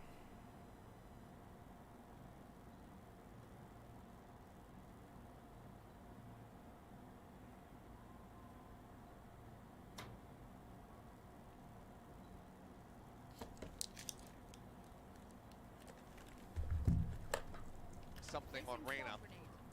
It wasn't very pretty. As you can see here, Global Esports with a 2-3 split for now. They do have 2 GE lurking in wine. They haven't really used this position for a while now. The Prowler will check it, so GE's gonna have to try to TP in, but Texture's right on top of him. He's ready for it. That run it back gets him into a perfect spot. Well, he doesn't get the kill onto Xpharaoh. He does shut the door and he puts him down to 47, so that's still 5v4. a hell of a Thắng ra này là 11-11. the rip here from Texture. Bazzi có anti, Irene có anti. Way out into mid. They're gonna smoke Đẹp him. keng luôn này. And there might be a double peek over here in the mid here from RRQ. It does seem like A is still the target for the spike. They read that the operator's been shifted up onto heaven. So if they're not ready Round này dùng Irene anti, round sau dùng Bazzi anti, thắng round đẹp. There's a collat in his hands. Vấn đề là có tìm được thằng ngắm hay không á. Aaron going to send it. That will catch the jet. Ôi, EJ. Up over the top, Money trying to TP in, but EJ, even not having audio, is still prepared, still manages to find it. Ủa, There's other haunt Whoa. site now. Going to be taken. Shock dart sent, looking for Whoa, some Mon damage. Jet vừa làm Ends gì up vậy? falling. ủa, 3v4 now the man advantage in the hands of RRQ, but Bazzi again looking for the backstab. Oh. Spotted. Rossi finds the kill. Knives now out from EJ. Spike still not planted. Thua. 17 seconds remaining. 12. He finds Bazzi. sao? Swing out. Oh, EJ is just taking it. He's taking over the game, and he's got a 4K to get Dude. RRQ up to match point. That was insane. RRQ just needs that last win, and they've escaped. Mon Jet, They've made it to another opportunity, another moment. Mon to Jet quả prove TP themselves thì in the mẹ next báo phase. vãi luôn mà. And GE will be out. Right now, it's going to be up to Global Esports to play the perfect set of rounds to recover and bring this to overtime. I just don't know how EJ gets out of there. He should have been punished. The Nightfall goes in. He's got the decay on him. The fact that he's able to exit across heaven, then turns around, gets that shot across to get the elimination on the Moniette. Oh, Global Esports allowed themselves to get into that very rocky position, just not finishing the job that they had started. Lockdown is available. So they might want to use this one a little bit deeper as they start working their way forward. Xpharaoh spamming across behind the wall. Switch going to be shut. Bazzi does get tagged up just a little bit. It's Now going to be all up to the retake right now. drops it in. They know that there's no lockdown available, or no Hunter's Fury available here, so the lockdown can come through. So they're going to have to let the clock run for a little bit. It's going to have to be a pretty rapid recovery here from RRQ. Ngô Công Anh. Moniet cứ có TP là ảnh tiểu phẩm. Cảm ơn Phi nghe. Cho mấy ông ghé trôn rồi. A 3v4. Once again, the paranoia goes through. Recon bolt cleared out. Oh, he's gonna fire it right in there. Chips him a little bit. Moniet with so low HP. EJ. Come on. Around the back, gets a punish. They're breaking him down. It's all on Benji. He's got to clear out 2 more people. That's happened to the spike. Is Shorty going to be drawn in, and EJ gets the finish. GG. GG. Ngô Công Anh. Trầu quá, chắc TK lại tinh tinh rồi. Ai trời ơi. Cả Phong Lê nghe. Chứ mà bọn này kỳ lắm nhá. Cảm ơn Tín nghe. Xin chào Tấn. Bọn này nhá, bình thường thằng Texture sẽ là bắn Killjoy Sentinel nếu cần đấy. Nhưng mà giờ lại đổi đi đổi lại ấy. Đổi đi đổi lại, đổi nhiều ấy rồi, chả hiểu.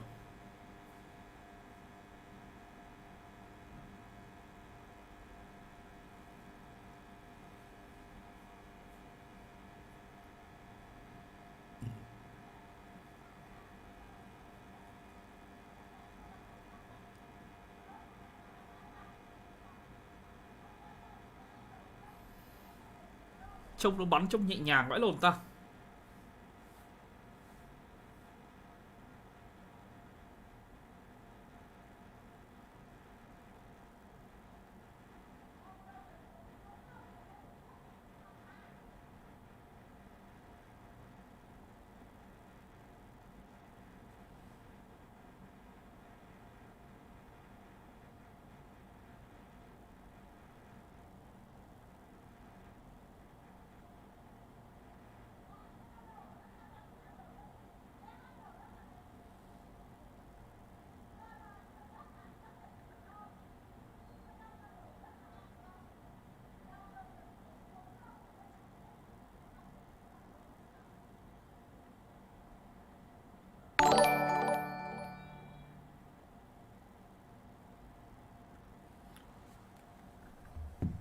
Hello em, cảm ơn Bu.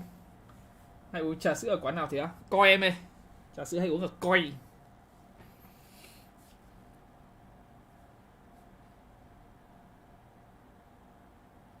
Có xem game sau không anh? Bọn anh hẹn 7 giờ đi ăn đó để xem. Nếu mà kịp thì xem, không thôi vậy. Miller không biết à? Hôm nọ đi ăn với anh ấy, thằng Bu nó bảo bọn anh ấy là nó dùng tiền quyển quen rồi, nó không quen dùng tiền lẻ. Nó toàn bảo anh thế mà.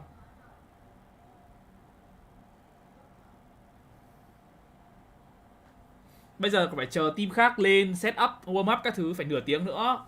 Nửa tiếng nữa là 6 giờ 15. Là 7 giờ bọn mình hẹn ăn là không biết kịp không.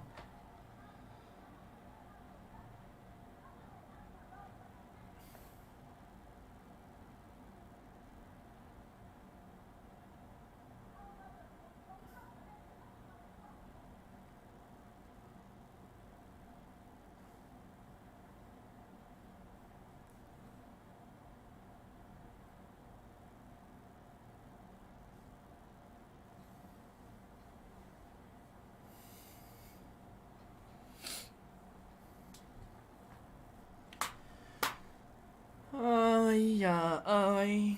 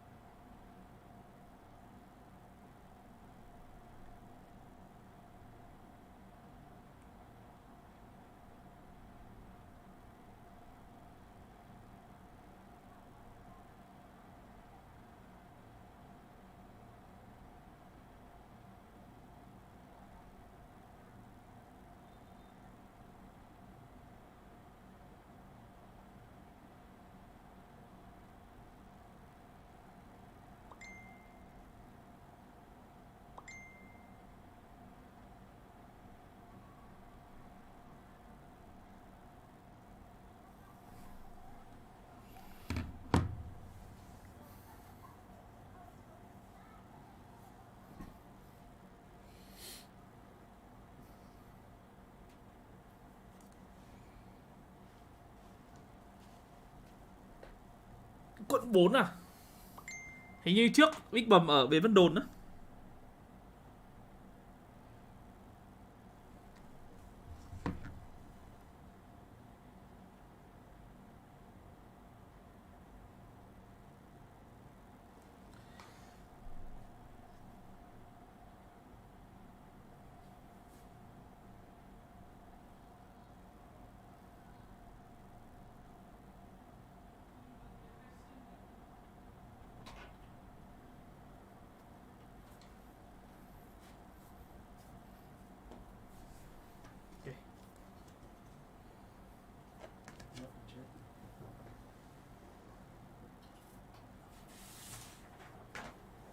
Đó.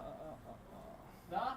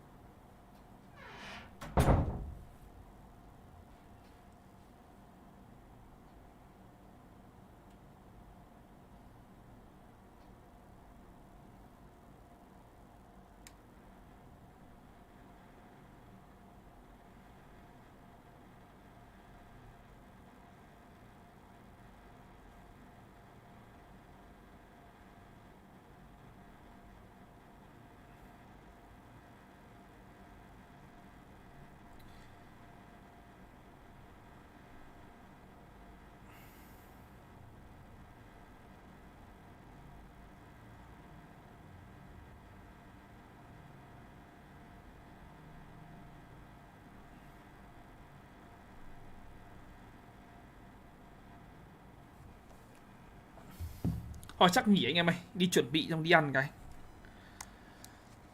Xem nữa thì lại đi không kịp. Chắc nghỉ.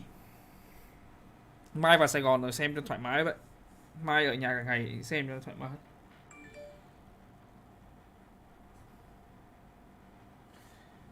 Tạm biệt anh em ha. Hẹn gặp anh em vào ngày mai với một góc livestream khác. Bye bye.